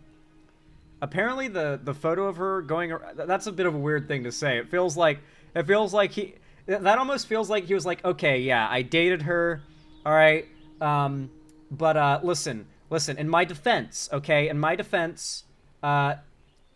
she doesn't really look as bad as she does in the mugshots. Like, what? Like, what? That is the most, like, trashy dude thing to argue in this situation. Like, why, dude? They also include a picture of, I guess, allegedly her. I guess this is the picture that the boyfriend sent this poster. Here I will include some screenshots of the manifesto. I am very hesitant to post the whole thing, not because the content is graphic in any way, but I'm worried it will violate the terms of service, and I'm not intending to do that. This page is one of the two in full, and there's 2 pages of it. It looks very fucking real. Obviously I'll just show it here, but I'm not going to read it out or anything like that. Sounds more like he's implying they doctored her pic to make her seem more trans. Oh, really? Hold on.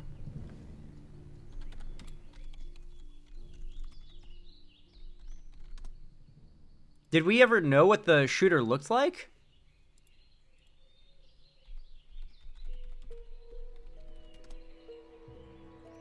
Oh. Wait, that's the... Okay, interesting that all the results are of the trans man shooter when you search this. Specifically when you search Wisconsin school shooter mugshot. But okay. Huh. I don't know, is there a mugshot going around? Because I'd be curious to see if she looks different in that picture, and if there is some, like, relevance to the idea that maybe the media touched up the photo to inevitably spur the conversation as to whether or not the shooter is trans.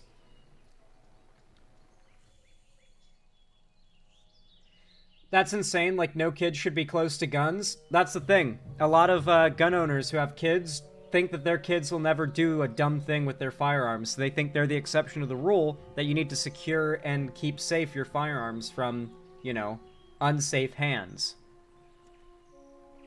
Some more Wisconsin shooter info and the 3rd page of her manifesto. So here's some more info just summarizing things. Her boyfriend had known her for 2 years. They were in a long-distance relationship and never met in person. They met on social media. He says she never previously expressed any desire to commit a shooting and only sent him her manifesto the day of. Timestamps of their messages shown to me demonstrate she sent it to him via WhatsApp at approximately 10:30 a.m. Eastern Time. She posted it to Twitter at 11:50 a.m. Eastern Time. So a bit over an hour later. The shooting occurred around 11:57. So the boyfriend received the manifesto 2 hours before the shooting. That's a bad look for him. 2 hours before the shooting he received the manifesto? Over 2 hours. I rounded down a little bit the time, so it's actually a little over 2 hours. That's a bad fucking look. He did not see her messages until 1:12 p.m. Eastern, though. Okay, never mind. I spoke too soon. Apparently the messages were not read, and I'm pretty sure WhatsApp tells you when you read a message, until 1:12 p.m. Eastern, so hours after the shooting. at which point the act had been committed and she was already deceased. He describes her as being kind, generous towards him, and cheerful. He describes her as always making him gifts and never expecting anything in return. However, on page 4 of her manifesto, Samantha says that she acquired the weapon to commit the shooting through blah, blah, blah. We already read that bit. Her boyfriend says he was aware that there was a gun safe in her house, but does not know how she got access to it. Some news sources have incorrectly stated that Rupnow is 17 years of age, confirming it against her own parents' Facebook. She was born November 7, 2009, exactly as she stated in her manifesto, making her only 15. 15-year-old fucking killer. A 15-year-old fucking killer, dude.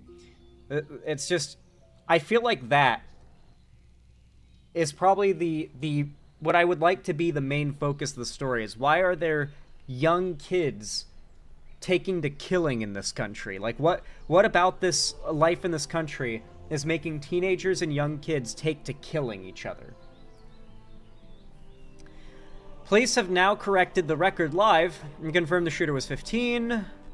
Okay, so this updates over time as more info comes out, but yeah, I will show you the this bit here. I think this page of the manifesto really gets across the point that she was very Nazi-esque. She praises these two Nazi shooters, and yeah, pretty cringe stuff. Pretty cringe stuff. Not only that, by the way, guys, you want to know what the biggest bit of irony in this manifesto coming out? She dedicates a whole section of the manifesto to talking about how, well, she's a trans-exclusionary radical feminist. And a femcel, too.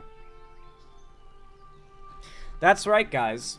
Not only is she not trans, not only did she idolize Nazis, but she was also, especially on her social media, an avowed TERF. An avowed anti-trans radical feminist. To be clear, by the way, TERFs are not radical feminists in the sense that the word would make you believe. They're not, like, radically feminists. They're actually just, like, woman supremacists, and they hate men. It's not really a progressive ideology, and they, for some reason, tend to align with the right more than they align with the left, these TERFs.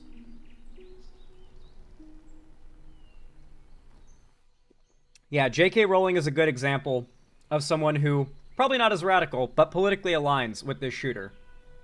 J.K. Rowling is a TERF. Her brand of transphobia is the same brand of transphobia that this shooter believed in. And so, in a matter of 24 hours, we have gone from, as far as we know, the truth of this story being a trans shooter went to their Christian school to murder Christian children because they're a crazy woke psycho. That was the narrative taking off, to the story and all the facts really coming out now, and we find out everything that is the opposite of that is true. But you want to know what the kicker is? The right doesn't care. The right doesn't care about the truth. They don't care about the actual identity of this shooter. They never have, they never will. They saw this immediately as an opportunity to build a narrative. And they're going to push that narrative as far as they can push it and get as much out of it as they can get. And once it starts hurting them to repeat this talking point more than it helps them to repeat it, they're going to drop it. And within a month, not a single soul will remember that they did this whole shenanigans. Everyone will forget. They'll move on to the next thing, and they'll keep doing that at such a speed and at such a frequency that it's impossible to remember all the times that they pulled shit like this. And they'll keep doing it. That's the kicker. The fact that the shooter isn't trans and is in fact a transphobic Nazi idolizer, it won't change anything about the narrative that the right pushes, because they don't care. The reality of this situation never mattered anyway. But I guess it's nice to know that we were right. Regardless, though, with all that in mind, if you enjoyed this segment as much as you could, I suppose, then consider leaving a like or a comment or both. Likes and comments, thumbs ups and comments, I guess you could say, are the best way to support the channel. Not only are they totally free, but they tell YouTube to push my content in the algorithm and recommend it to more people, which helps me immensely. So thank you to everybody who likes and comments immensely. I really do appreciate it. And of course, if you haven't already, be sure to follow my social medias, linked down below in the description of the stream and videos.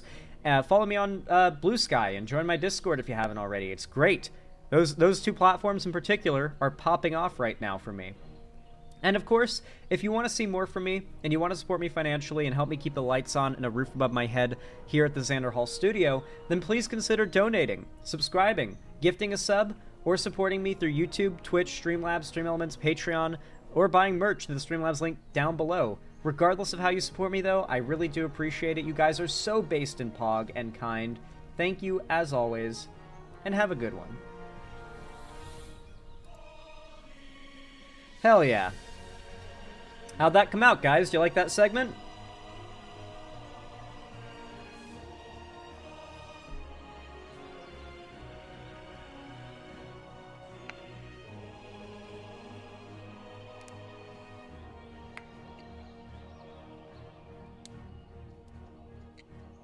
Good Seggy? Hell yeah. Mark that off the list. Alrighty.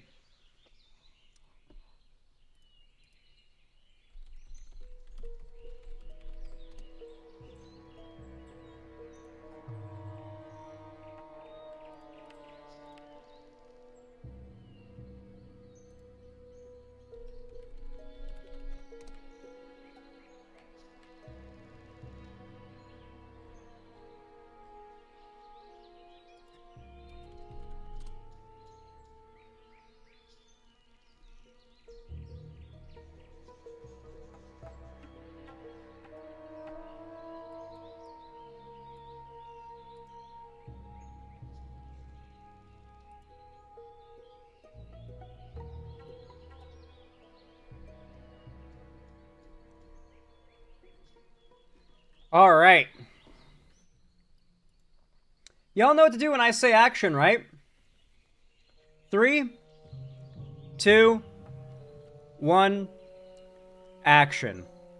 You know how lately a lot of gamers have been freaking out anytime a female character exists in a new video game that they don't consider fappable enough?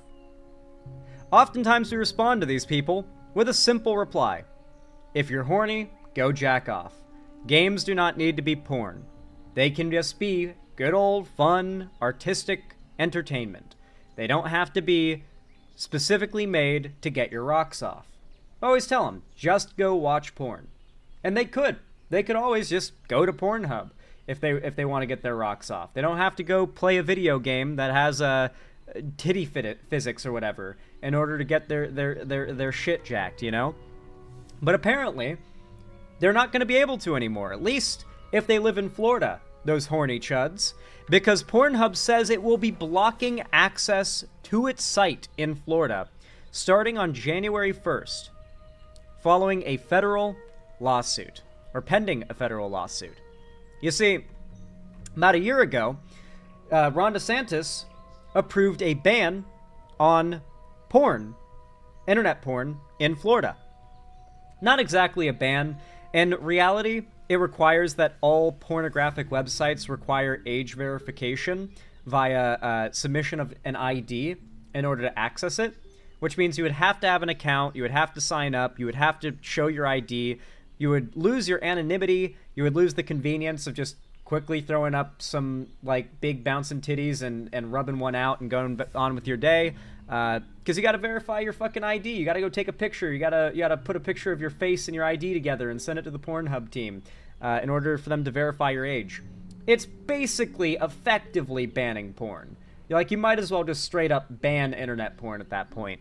And in protest, Pornhub's like, no, we're not going to operate in your state anymore. We're not just going to force our users in that state to abide by those rules and continue operating. That's going to create, if anything, it's going to create a level of acceptance of this as the new norm. They're cutting off all access. If you're a Floridian, you better have a VPN. Otherwise, you cannot access the site anymore starting on January 1st. Welcome to Trump's America, guys. Americans have the chance to stop this. I hope they remember. I hope Americans with their big, swollen, painful balls remember they had a chance to stop this. Pornhub's parent company, AYLO, is that how it's pronounced? AYLO? Said it has opted to block access to its site in Florida rather than comply with a new state law that kicks in on January 1st, 2025, requiring age verification to visit pornographic platforms. The law, known as HB 3, was passed by the Florida legislature in March. On Monday, a trade group representing the adult entertainment industry filed a federal lawsuit trying to strike it down. Pornhub has already blocked access in 12 states. These are all right-wing states that voted for a guy who would then institute laws like this. Arkansas, Idaho, Indiana, Kansas, Kentucky, Louisiana, Montana, Mississippi, Nebraska, North Carolina, Texas, and Virginia. Users in the banned states will see 403, this site is not whitelisted. Or this state is not whitelisted. AYLO sent an email to state news website Florida Politics about its plans. Quote, unfortunately, the way many jurisdictions worldwide, including Florida, have chosen to implement age verification is ineffective, haphazardous, and dangerous, reads an email from AYLO. Any regulations that require hundreds of thousands of adult sites to collect significant amounts of highly sensitive personal information is putting user safety in jeopardy. Moreover, as experience has demonstrated, unless properly enforced, users will simply access non-compliant sites or find other methods of evading these laws. There is a pop-up warning for some users on its website letting them know the company's views. Quote, did you know that your government wants you to give your driver's license before you can access Pornhub? The warning says. As crazy as that sounds, it's true. You'll be required to prove you're 18 years or older, such as by uploading your government-issued ID for every adult content website you'd like to access. The site adds, we don't want minors accessing our site and think preventing that from happening is a good thing. But putting everybody's privacy at risk will not achieve that. It's the same thing as like the Patriot Act, right? Like back when the Patriot Act was like this new policy thing that everyone was in favor of, if you were against the Patriot Act, you were anti-American, you didn't want to protect America, you wanted us to get killed by terrorists, you were a monster, you were pro-terrorist if you were against the Patriot Act, because it's about protecting America, it's about stopping the terrorists. You can't publicly be against the thing that everyone agrees is going to stop the terrorists and protect America, so everyone supported the Patriot Act. Now we look back at it and it's like, how the fuck did everyone support the Patriot Act? This is how.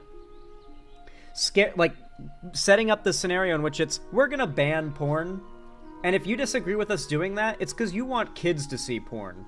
Like, that's basically the discussion as it exists now. That's what they've set up, is like, if you want to disagree with this law, then they're immediately going to frame you as being against the idea of preventing children from accessing this material.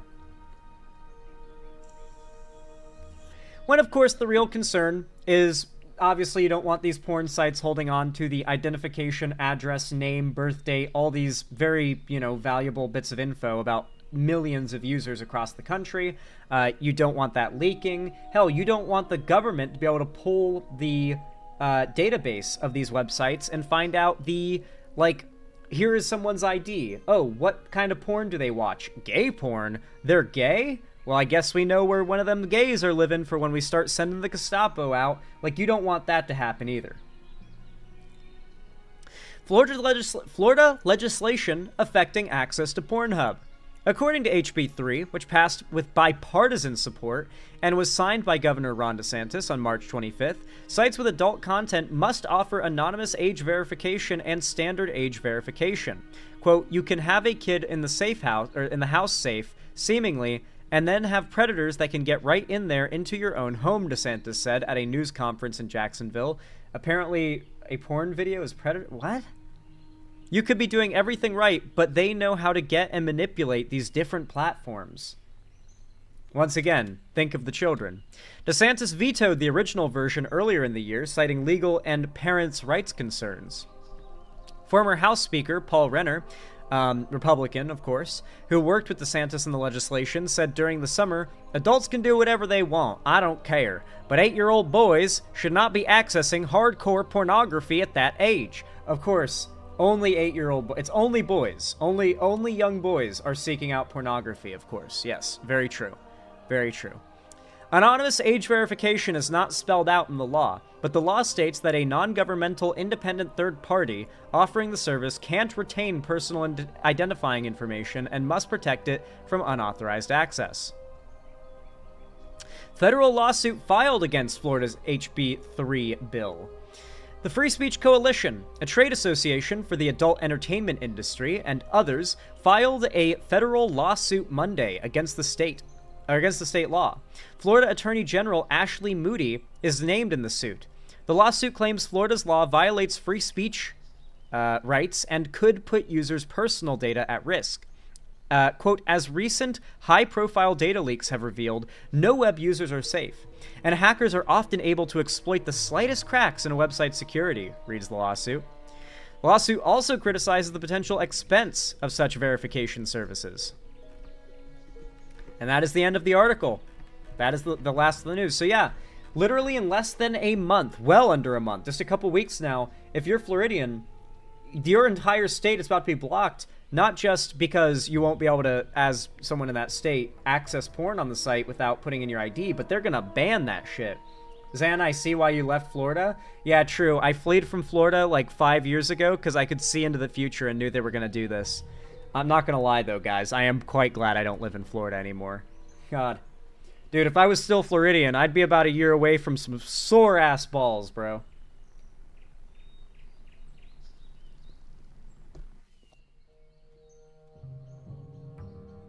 Bipartisan? Where's lesbian partisan? Or gay partisan? Or straight partisan, for that matter? Exactly. Ah, man. Dude, the Republicans banning porn while the 4B movement takes off? I gotta say, that's an interesting combo of events. And it makes me wonder, if more red states continue to ban porn, mind you, these are the places with the most Republican men, ban porn, and the 4B movement really takes off with women, dude, these guys are gonna be in a rough spot, man. Holy shit. These gooner conservatives are gonna be living... It's gonna be hard for them to not regret their vote, I feel. Zan, these are also the states banning abortion. They know what they're doing. Oh, yeah. Oh my god, watch the Dems appeal to the gooner conservatives. I lived in Florida for a year, couldn't get the fuck out fast enough. I lived there for 21 years upside down. I could also not get out of there fast enough, personally. Yeah, it really does suck there. But hey, they are gonna get what they get for living in Florida, for voting for DeSantis, and for, of course, voting for Trump. You get what you voted for. You get what you voted for. That's just how it is. Anyway, guys, if you enjoyed this segment, despite the, I guess you could call it grim subject matter, then please consider leaving a like. Every single like and comment, of course, goes a long way to boost my channel in the algorithm, basically telling YouTube that you want them to push my stuff to more viewers and, you know, help me get new subs and new viewers. New fans brought to the channel, so I really appreciate it. Subscribe and ring the bell icon if you haven't already, so that YouTube actually tells you when I go live or upload a new video.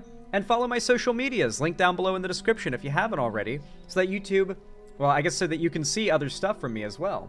And finally, of course, if you want to support me directly, financially, help me keep the lights on, the roof above my head here at the Xander Hall studio, then please consider donating, subscribing, or gifting a sub on my website, xanderhall.com/live. Or supporting me financially through YouTube, Twitch, Streamlabs, Stream Elements, Patreon, or even buying merch through the Streamlabs link down below in the description. Regardless of how you support me, though, thank you all so much for watching, and as always, have a good one. Don't worry, guys, stream's not over yet. No need to panic, that was just the end of that segment. What are your thoughts on that, though? How'd that turn out?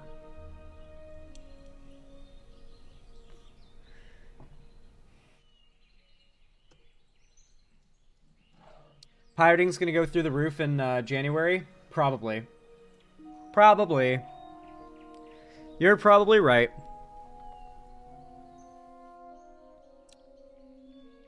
Is there any other big news happening right now?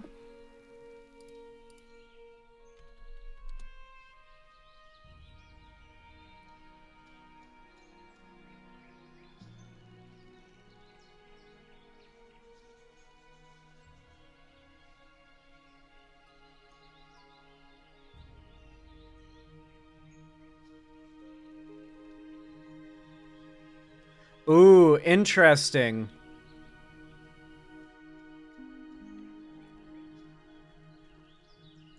What? Y'all know what to do when I say action, right? 3, 2, 1, action. Well, guys, if you're a Luigi Mangione fan, because that's the thing now, then I guess I have some good news for you guys. New York prosecutors may have trouble proving first-degree murder charge against Luigi Mangione, legal experts say. The prosecutor on this case has already been switched out.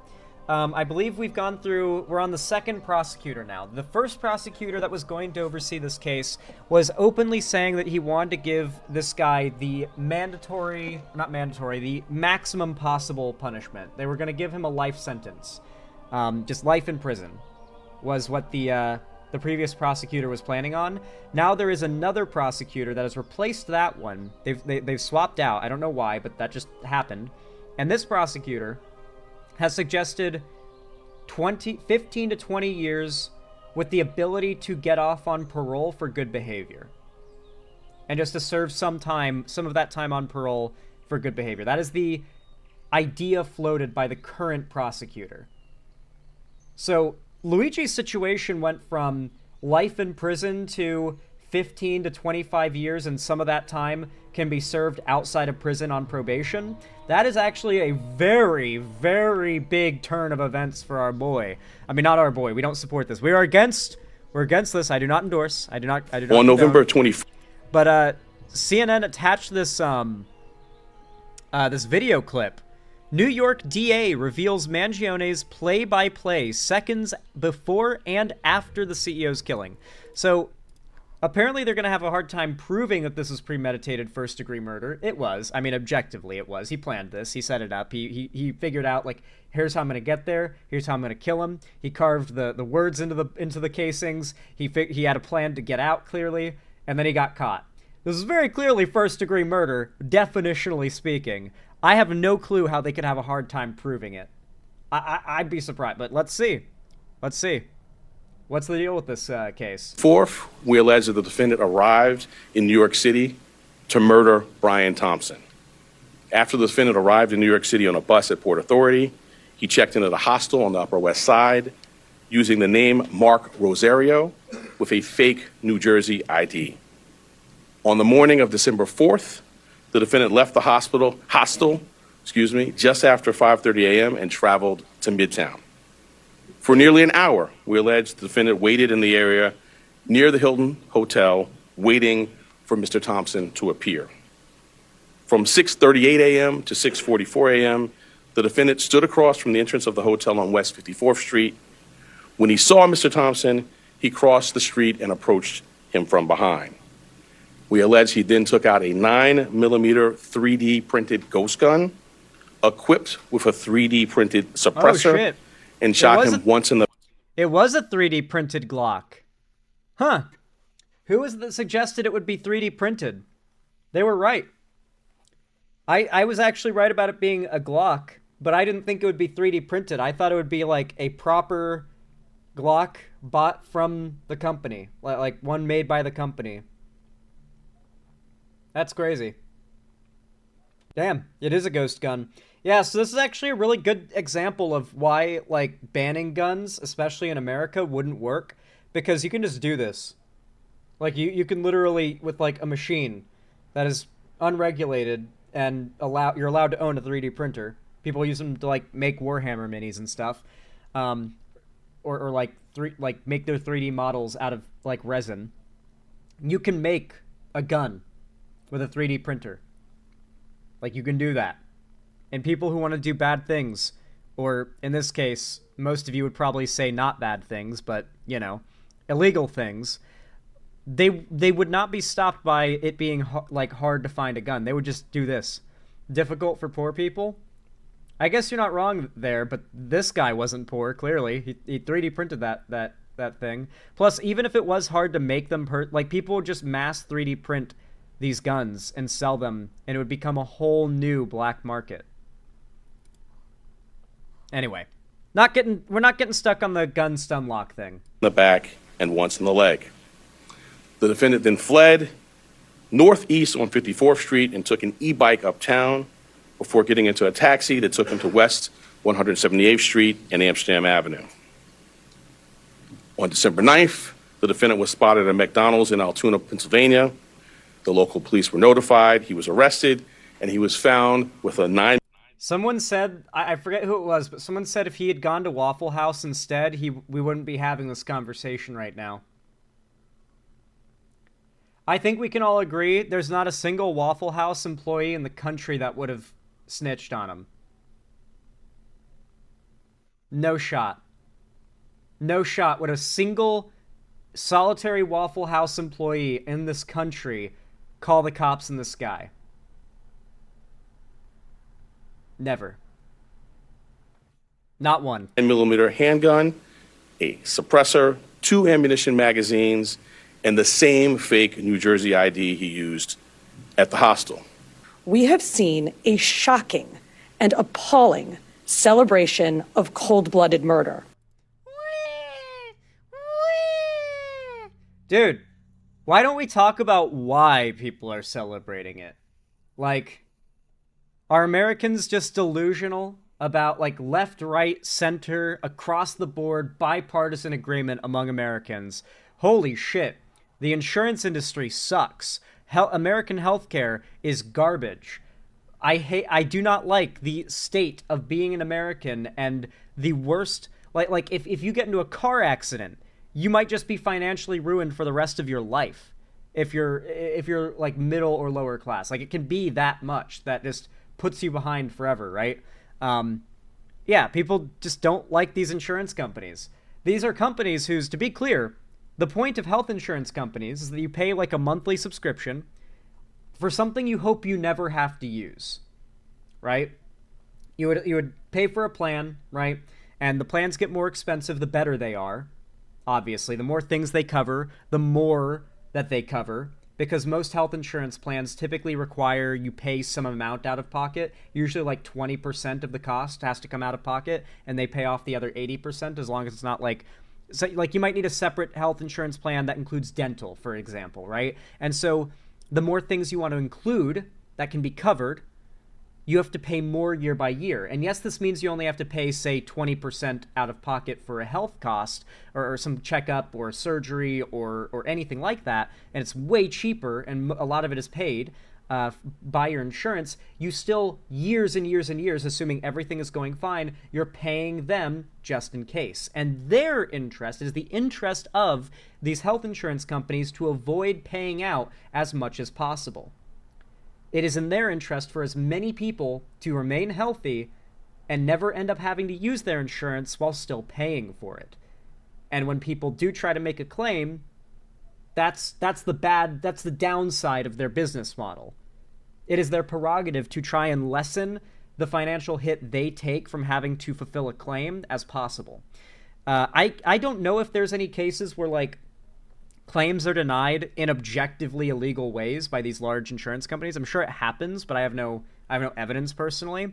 What I know is that whether you think private insurance needs to be abolished, or if you think private insurance needs to be massively reformed and regulated, most Americans agree the current state it exists in now, for one reason or another, is garbage and unacceptable and unlivable.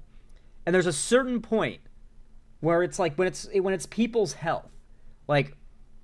You're born with the body you have, the health that you have, and when your body starts to give out on you, when your health starts to go away, that's your life. The vehicle that you experience the world through is damaged and may never be repairable. You may be doomed to die from a terminal illness, or in some cases, a disease that does not need to be terminal, but you can't afford the treatment. you get to that level of fucking the lives or fucking up the lives of people, it's kind of understandable why they might consider vigilante action like this acceptable or even praise it. This attempt to like shame people who aren't crying over the CEO's death is so transparent. No one is falling for it. Left, right, center, doesn't matter. No one's falling for it. Social media has erupted with praise for this cowardly attack. People ghoulishly plastered posters threatening the other CEOs, with an X over Mr. Thompson's picture. They're so bad. Ooh. Did you hear that the state of New York, or actually it's her, the NYPD commissioner, in order to specifically protect CEOs, is going to be creating a helpline specifically for corporate CEOs to report threats made against their lives. I'm not joking. New York is moving to create a special 911 line, a special police line specifically for CEOs to get special treatment and report, the real... Because, like, if you're a normal person and someone on the internet tells you they're going to come to your house and they're going to murder you, and you tell the police, they're going to tell you to cry them a river and call them when there's an actual threat. They're not going to do anything about it. But apparently they're setting up a special call line for CEOs who feel threatened to have random people go get arrested because they threatened a CEO. Mind you, making a threat over the internet to a random person, the cops do nothing. Like, legitimately, legally, objectively, the cops do nothing about that. But they are creating a special line for CEOs to report, like, threats and harassment to the police. So it can be taken seriously, and they know which calls to take seriously. Genuinely. Like, the most tone-deaf shit I've ever seen. As though he was some sort of a sick trophy. And yesterday, the New York Post reported that some extreme activists were circulating a deck of cards. The New York Post? Bitch, I know you're like the NYPD commissioner, okay? I get it. That is the New York Post, okay? You guys recognize their logo, right? This is a tabloid paper. This is a literal fake news tabloid paper. It's not the New York Times. It's the New York Post. A literal bullshit tabloid paper. I love how she's holding up a newspaper, too, in the year of our Lord, 2024. With other most wanted CEOs to be targeted for assassination. These are the threats of a lawless, violent mob who would trade in their own vigilantism for the rule of law that protects us all. Let me say this plainly. They would trade in their own vigilantism for the rule of law that protects us all. I think what she meant to say was they would trade the rule of law that protects us all for their own vigilantism, is I think what she meant to say. Which is hilarious because I think she's reading a script. There's no heroism in what Mangione did. This was a senseless act of violence. It was a cold and calculated crime that stole a life and put New Yorkers at risk. We don't celebrate murder. It put New Yorkers at risk, guys. He was clearly on a spree. He was going to go out and kill so many more random New Yorkers. It's not like this was an extremely targeted attack, and that's the entire claim from the prosecutor, was that this was premeditated, planned first-degree murder. It's not like, come on. Why not just stick with the argument of he was a human, he was a person, he didn't hurt anybody, he did not deserve to die, you should not celebrate death. If they kept it at that, I would at least be able to say they're not going too shameless with it, but going all in on this, they're a mob, they're evil. It's like, oh my god, dude. Way to polarize the people against you even more in your desire to publicly refuse to recognize why people are upset. Murders, and we don't lionize the killing of anyone. And any attempt to rationalize this is vile, reckless, and offensive to our deeply held principles of justice. It's just so interesting because it feels like most people that I've spoken to, regardless of their politics, their age, their upbringing, their background, they default to seeing this guy as a good guy. Luigi Mangione. Like, when my mom first heard about this story, her initial reaction was, man, maybe the kids are all right. You know, like, I've talked to a lot of people about this, even people that aren't super into politics, and they're like, they don't necessarily celebrate it. Like, celebrating him and worshiping the guy isn't as common as you would, like, as, like, the internet would lead you to believe, but no one is crying over this dead CEO. Even the people who are a little uncomfortable with the celebration of Luigi are like, but also, I don't think anybody should really feel bad for this CEO. Like, nobody is willing to come out, besides these people, are willing to come out and say, yeah, I think it's wrong to not be sad about this guy's death. Like, no one's doing that bit. No normal people, I should say, are doing that bit. It's genuinely crazy to see something so unanimously, like something that unites everyone so much, and then to see the government and the media's response be to desperately try to convince everyone, left, right, and center, that they're wrong. It's like, no, I mean, like, it's not even like trying to polarize the right against the left or the left against the right. It's just saying it's wrong, and nobody agrees with them. I don't know what they expected. I really don't know.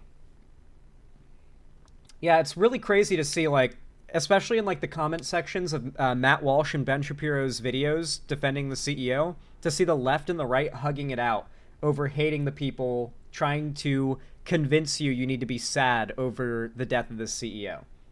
I don't think you need to celebrate it. I certainly don't think you need to imitate that action.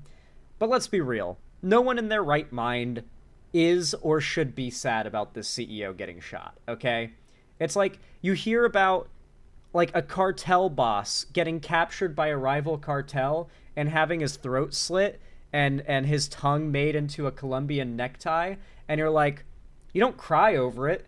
You're like, ooh, that's fucked up. But you kind of just say, well, I mean, he was a cartel boss. You know, other cartels are going to come and kill your ass if you're not the best at being a cartel boss. I kind of think of it like that. Like, yeah, you're a health insurance CEO. You're naturally in a line of work that's very shameless and ruthless and brutal. And you profit off of the fear of poor health of Americans. And that kind of position of wealth, power, influence, and getting all that wealth, power, and influence in that way naturally puts you in a position where you inherit some level of risk. I actually find it very interesting. What the fuck is a Colombian necktie? It's when the cartel guys do it. I've seen it done in videos, but, like, basically the process is they take a Bowie knife, or sometimes something even crazier like a machete. They cut someone's throat, and then if you do it the right way, the tongue is all one long muscle. And so you can actually separate the tongue from the throat and pull it out through a slit in the throat, like from the mouth all the way down, so the tip of the tongue comes out the throat hole, and you can pull it out even further and tie it, or, like, pull it down, and it looks like a tie. That's called a Colombian necktie. You basically slit someone's throat, pull their tongue out through their throat, and it looks like they're wearing a tie made of their own tongue. It's what the cartel does to people. One of the things the cartel does to people. There are a lot of things that if, like, the cartel wants to kill you horribly, that they'll do. Everything from chainsaw to the neck to the Blood Eagle type. Yeah, Blood Eagle. You know about that, Pepper 221. For those who don't know what a Blood Eagle is, it's the way that one guy died in Midsummer, where they, like, splayed his ribcage open. Yeah, cartel comes up with some fucked ways to kill people, dude. It's wild.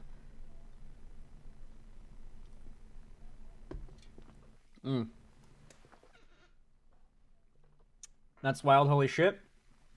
Yeah. It's like, dude, if you're going to be in a line of work where you naturally incur some level of risk like that, no one's going to cry when the worst comes to worst. It's like when I see someone skydiving and their parachute doesn't deploy, I don't get even the slightest bit sad for them. You want to know why? Because I don't want that to happen to me. And the way I avoid that happening to me is by refusing to skydive. I refuse to skydive because I know that my parachute could fail and I might fall to my death and die. Probably the worst way for me to die. I would rather drown to death than fall to my death.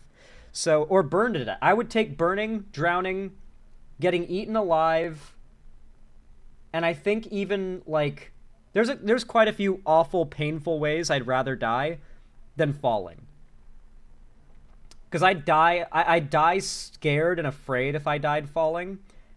I wouldn't die too afraid if I was, like, if, say, I got burned alive, right? I wouldn't be scared. I'd just be screaming and in pain, but not terrified. I hate heights, dude. Regardless, though, another thing I find interesting about this as well is, you know how people who are, like, big-time dick riders for capitalism, they argue that CEOs deserve their massive wealth because they incur a lot of risk.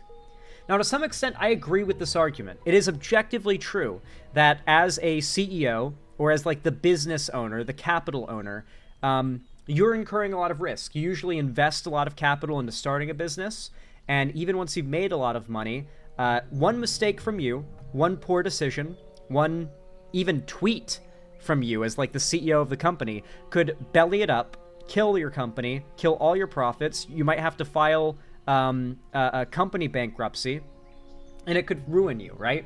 You incur a lot of risk, and so there is some truth to that. How much that risk means you deserve an insane, disproportionate pay to your workers, I think they stretch it quite a bit. But part of that argument of risk, of, like, being a CEO, is that not also being a target for things like corporate espionage, targeted attacks from criminals who might just recognize your power and wealth as something that puts a target on your back? Like, these are aspects of that risk that capitalists frequently tout as being reasons that CEOs are brave people who deserve their wealth and success.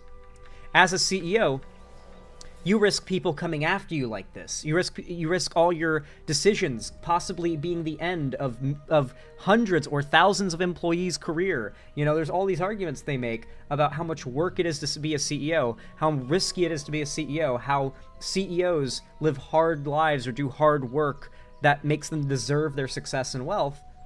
Something like this happens, and all of a sudden it's, oh no, this isn't okay, this isn't okay, and it's like, nah, I'd say this is for once a case in which you could say, you see, guys? You see? As a CEO, you risk this happening to you. That's why they make this much money. This is why you don't want to be a CEO or a capital owner, because this could be what happens to you. Like, if they went that route, they totally could have, and their argumentation would be consistent at least, but they didn't. Now they claim, like, oh no, we need to make sure that CEOs feel safe, and it's like, okay, I guess. But then at that point, why shouldn't we consider CEOs pampered, baby, overpaid pieces of shit?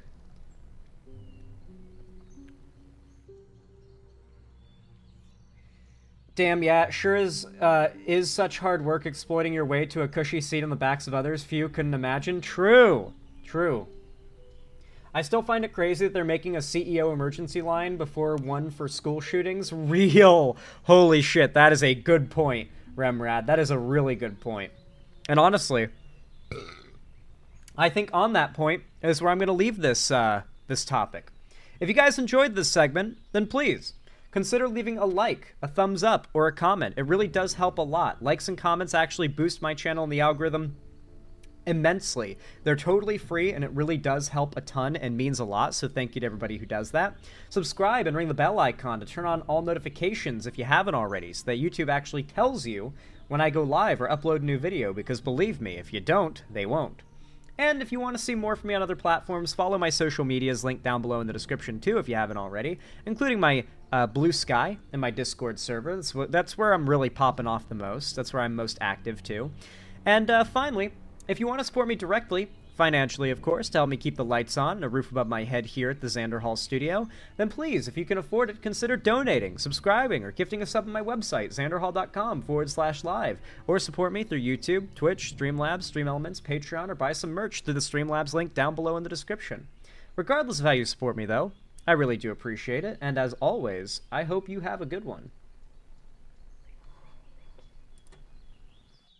Boom. How do you guys like that segment? I feel like it came out really good.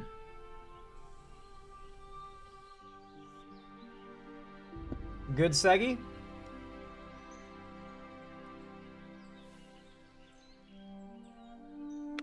The whole CEO safe space stuff is why I still agree with the very right-wing belief that you're safer in a militia-ran community than with the cops. The cops do not care about you. It's better to defend your neighbor yourself. That's the thing. A militia, like a well-regulated militia, running a community, is not even a left or right-wing idea. That's just how societies or like little communities had to be run back then. Even as recently as like the late 1800s, the United States government didn't have the manpower, money, or resources to be the way they are today. Like, you could be out in the woods somewhere and murder someone, and let's say maybe it gets reported. Maybe the person who you murdered goes to what would it be? Like a state trooper or a local sheriff, and they report it. And now you are a wanted criminal. You're wanted for murder. At that point, you could just go a couple counties over. No one's going to know where you are. No one's going to be looking for you. There might be some few, like, government-assigned officers that have the jurisdiction to chase you down. But for the most part, they're probably not going to because of the resources. This is as recently as, like, the late 1800s, okay? It wasn't until, like, the 1920s to 30s where the U.S. was, like, established enough that you could be a criminal. Like, being a criminal on the run was almost guaranteed you're getting caught, right? Like, we actually had police, we actually had a countrywide government that was connected, and there was, like, paperwork and bureaucracy and systems and all that good stuff. But before that, a lot of communities had, like, maybe a sheriff and a few good old boys they hired, that the sheriff brought in to keep things, you know, orderly. Basically a small militia. And the town or local community, obviously everyone would be armed back in the day, especially like 1700s and whatnot, and that's just how that would go. The dead murderer reported to the cops? What? Just some internet chick? I can't re-explain that example just because you weren't listening, okay? Get off TikTok. Get off TikTok. I can tell you're a TikTok user.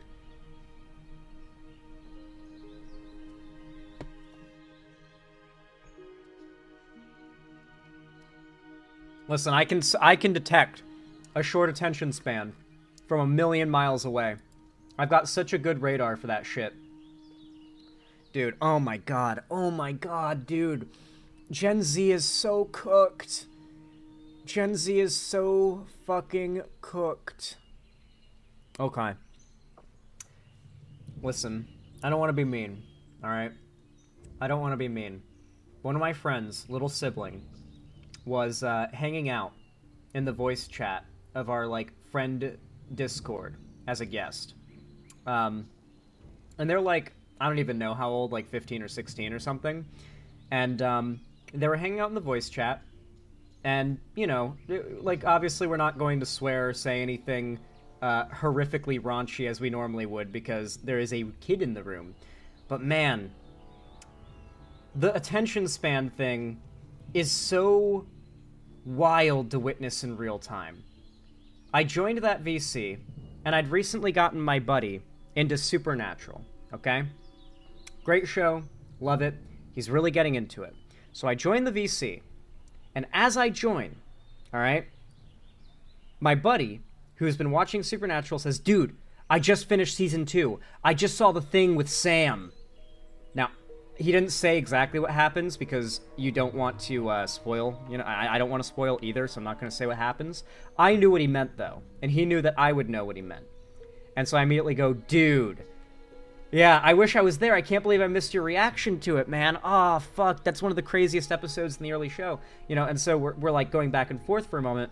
And then the little sibling of one of our other friends speaks up because they were listening to us here and says, wait, what happened with Sam? And like clearly like referencing the Sam that is a friend of ours in the server, like one of our friends. And my buddy's like, wait, we're talking about a show. And the little sibling's like, oh, okay. And at that point I realized, hold on. They were in the voice chat. They heard us talk. The name Sam popped up. and then they turned their brain on, started listening, and then asked what was going on with Sam, because they knew someone named Sam. Meanwhile, 3 words before we said the term, like my buddy said, started season 2, saw what happened to Sam. That was the sentence. Turned their brain on the second they heard Sam, and then asked what happened with them in reference to a friend of ours. And I'm like, oh my god. Was I like this back then? Was I like this as a teenager? Like, was I just this, like, checked out? And not, like, paying attention to the world? Is this, like, an iPad kid thing? Is this a TikTok thing? Like, is this just the real, like, Gen Z and Gen Alpha have destroyed attention spans? Like, I'm witnessing it now? Like, I don't know why, but that interaction genuinely triggered me. It actually legit triggered me. Not mad at them or anything, but it was just... I don't know. It was just, like, one of those moments where it's like, man... They aren't joking about what TikTok is doing to the kids' heads. Have I become the crotchety old boomer who thinks the kids are doomed, or am I being reasonable here? I feel like I've noticed a real, like, example of this, like, attention span degradation in Gen Z. I'm not the only one who called it out either, trust me.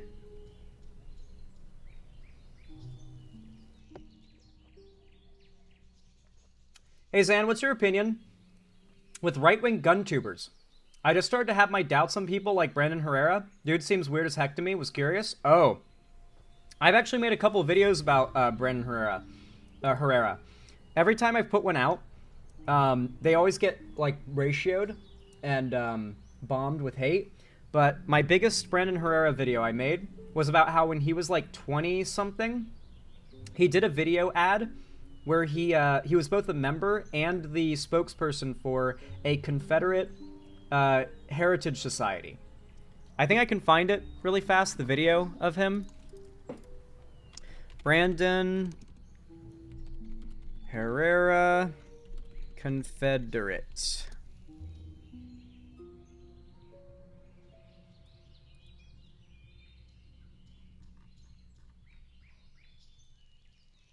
Ah, shit. Paywalled site.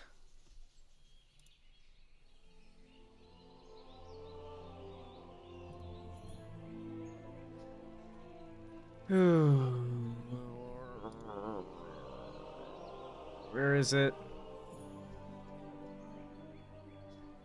I'm glad to see that the video has been buried so effectively.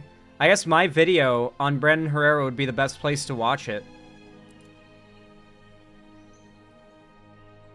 Yep. Yeah, it's hard buried. It's hard buried. I have to find it only in my old video. Alright. Let's go to my videos.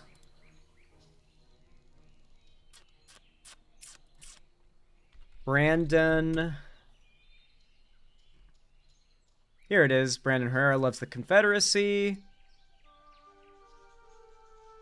I talk about him for a minute. Talk about him for a minute.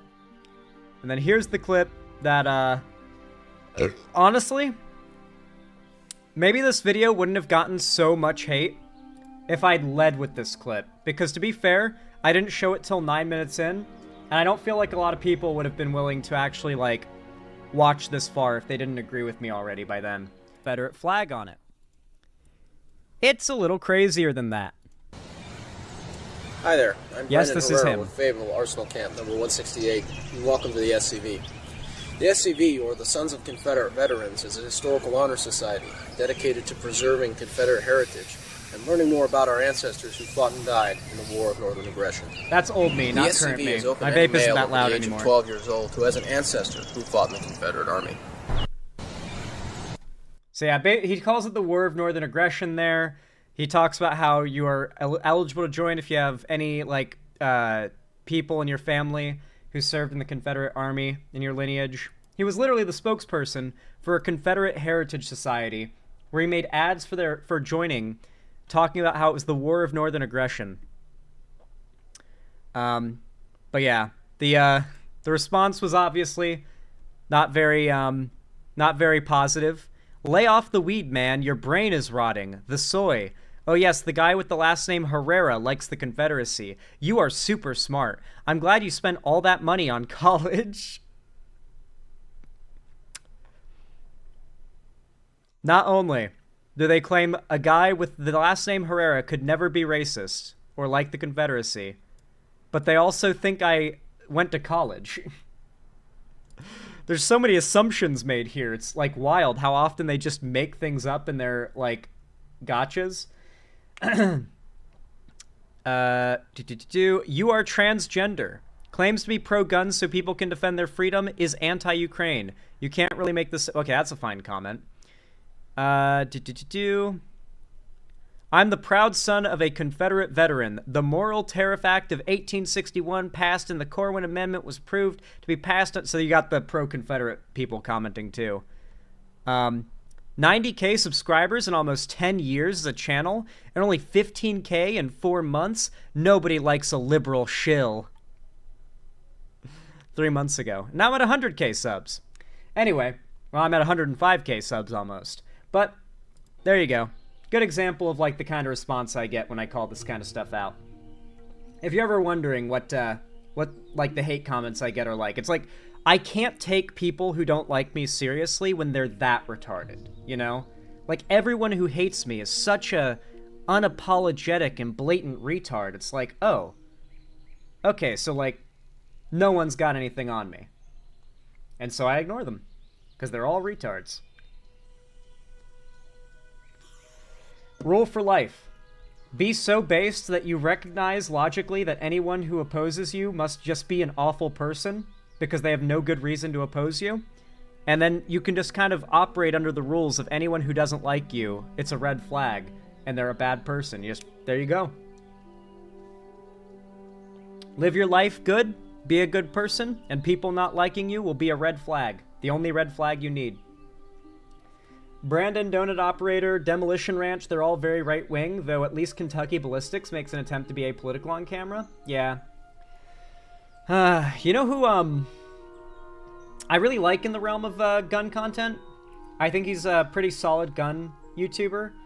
He's pretty right-wing, but I think that his stuff is pretty solid. Oh, sorry. I really like the, what's his name? Fuck. Why am I blanking on his name right now? He passed away recently. I showed one of his videos on negligent discharges on stream. Like, one of his gun safety videos on how to handle and just hold a firearm safely. I showed it on stream as like because it's like a really good video. I think his last name's Harrell. He passed away recently due to, I believe he had maybe lung cancer that spread to his bones. And he fell, and he broke his leg because his bones had weakened so much. And so his final video, his like, if you're seeing this, I'm dead video came out a little while ago. And he's, you know, obviously got a walker there. Oh, I love Hitcock45. I forgot about him. Paul Harrell, that's who I'm thinking of, yeah. Yeah, Paul Harrell passed away, but Hitcock45 is still alive, thankfully. He's great. I love Hitcock. He never misses any shots. He just pretends to make us feel better about ourselves. It's actually crazy.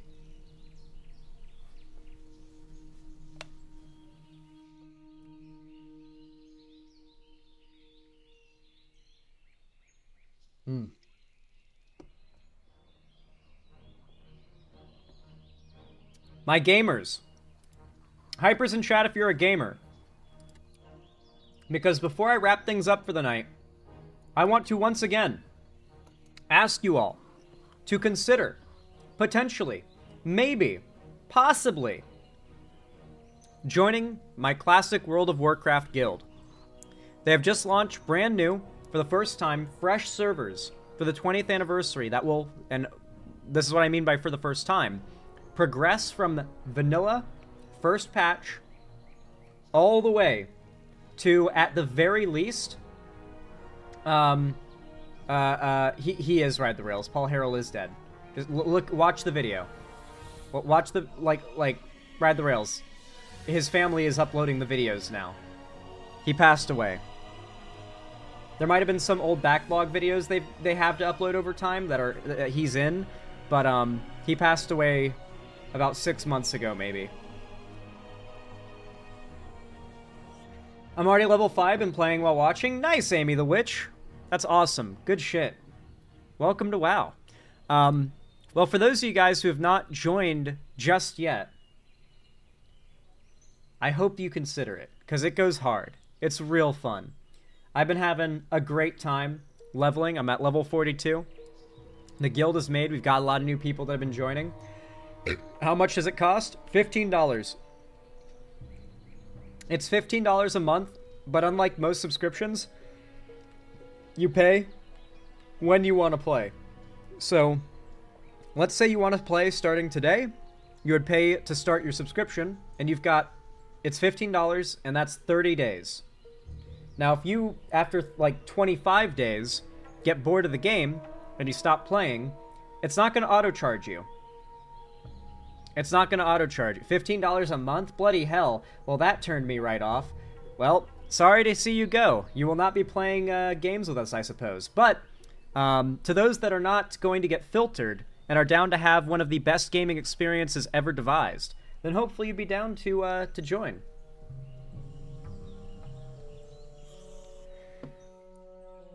The game is in fact good enough that people continuously pay $15 a month.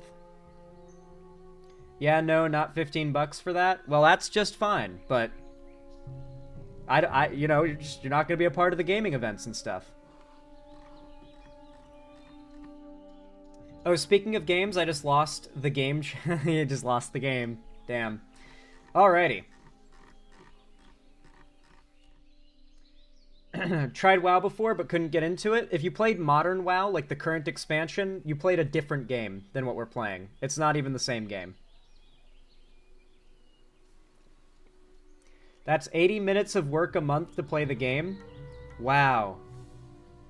Games that are updated and continuously have content created for them over the course of 20 years require a subscription of $15 a month so that they have the finances to continue making the game a profitable endeavor. How could they?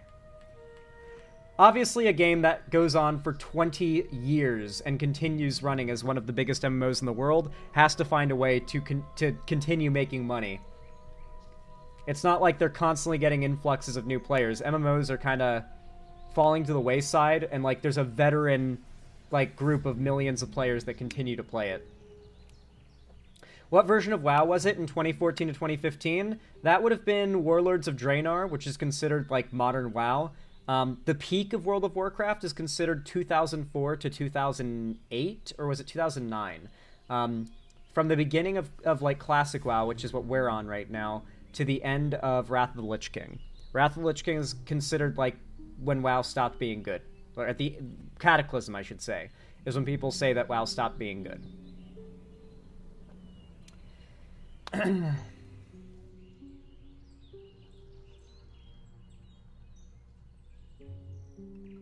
Never played WoW. I know I'm in the minority, but I'm not much of a gamer. All good, all good. Xander Hall, any insight on why you chose the class and race you did? I'm indecisive and could use advice if you don't mind me asking. Well, you got to make sure you choose a race and horde if you want to play with us, because we're on a PvP server, and that's required if you want to be in our guild and to be able to do any content with us. Otherwise, we'll have to kill you if you're an Alliance player. But outside of that, in regards to the horde races you have to choose from, pick whatever seems good to you, whatever seems fun. And as for class, I just love warrior, dude. I just love warrior.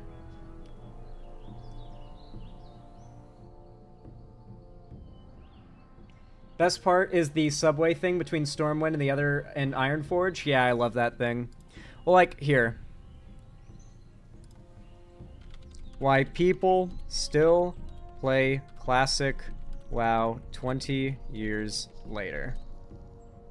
Why is this still one of the world's biggest MMOs, despite being the same game, classic WoW, for 20 years? Why is it still like the biggest MMO, or one of the biggest MMOs in the world?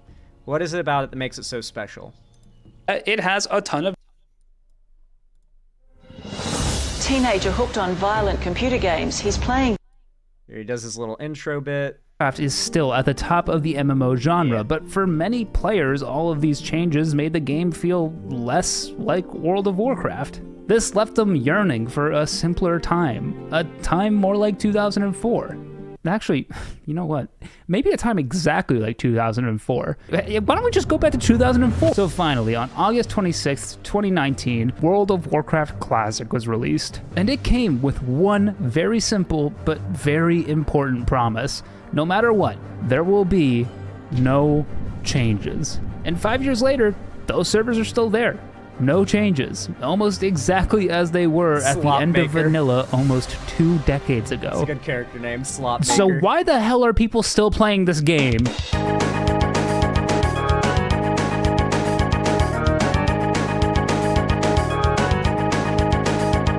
World of Warcraft Classic is weird. And don't think you're safe either, little guy. Did you know neither of these two knew about today's sponsor, AG1? God damn it. Thanks, AG1. I bet you even helped me grow my legs back. MMORPGs as a genre are defined by games that are constantly changing and evolving and literally expanding. Even if you compare it to its closest counterpart, Old School RuneScape, it's a little weird. Old School RuneScape was released in 2013 as a re-release of how RuneScape was in 2007. And as you can see from its player count, things were going pretty well. I mean, in its first month, it was gaining players. Let's just zoom out a little. But over the next 2 years, Old School RuneScape would start to get some brand new content, like new bosses and new quests. This slowly but surely led to more people coming back to and trying out the game, as a lot started to change with it. Today though, Old School RuneScape is one of the biggest MMORPGs on the market, and it's also completely different than it was 11 years ago when it released. Compare that to World of Warcraft Classic, and let me just take a look in here real quick. Yep, no changes. Everything you see around you in this game has been here since 2007 at the latest. This stump, been here the whole time. This lake, been here the whole time. This bed, been laying here the whole time. This rotten meat that should never be served to customers and has been in clear violation of the City of Philadelphia's Food Regulation Code, Section 46, subsection 281, that states that all food must be wrapped in containers or packaged as to prevent cross-contamination. It has been here the whole time. So why, despite that everything is exactly the same as it always has been, are there still so many people here? The original Classic servers that came out in 2019 still have a really solid amount of players on them. It's what I've played for the past year. And when I think this is the game my fiance completely ignored me for 20 years ago. I need PlayStation games. Well, just some random internet chick, isn't that just evidence of how good the game is? 'Cause like, women are temporary. BOE epics are forever. Like relationships, sex, women, love, these are all temporary fleeting things, but that bound on equip epic drop, they're forever. They're really forever. You know, like what can I say? No, but in all seriousness, the point is very clear. This shit is really good. This shit is really good because people have been playing it for 20 years and they can't get enough of it. It is really fucking fun. If any of you guys are interested in joining and playing it with me, then go ahead and click this link that I'm going to drop in both chats. That has the link to the guild Discord where you can join my guild. We're growing fast, so I hope to see more people join. Alrighty. Slashy, thank you for the $5 donation. I really appreciate that as well. Thank you. Said, these red states are going to start reducing the punishment on sex crimes if people do not start breeding. I guarantee that is going to be what happens. That's definitely a jump, but honestly, it wouldn't surprise me with how far they've gone already. Maybe. Who knows? You might be right. Thank you. I really do appreciate that. Anyway, guys, how is TF2 still profitable? Microtransactions? Anyway, with all that said, guys, thank you so much for watching today. I think here is where I'm going to be wrapping things up, particularly because my bladder is full, and I figure that's a good excuse to cut things here. But yeah, I really appreciate you all coming out today. You guys have been immensely supportive. Your words have been so kind. Your donos have been quite appreciated. Your kind likes have been very much well received. Your comments, of course, are very welcome. And as always, I hope to see you guys here next time. I'll be live tomorrow, probably around 3 p.m. PST, so I hope you guys clear up your calendar. Got some good topics to cover tomorrow. In fact, I plan to be talking about Andrew Tate for a little bit of a sneak peek, if you guys want to know what my plans are. So I hope to see you guys here. With all that said, everyone, thank you so much for watching today, and as always, I hope you have a good one. Be safe out there. Love you all very much, and as always, doo-doo fart.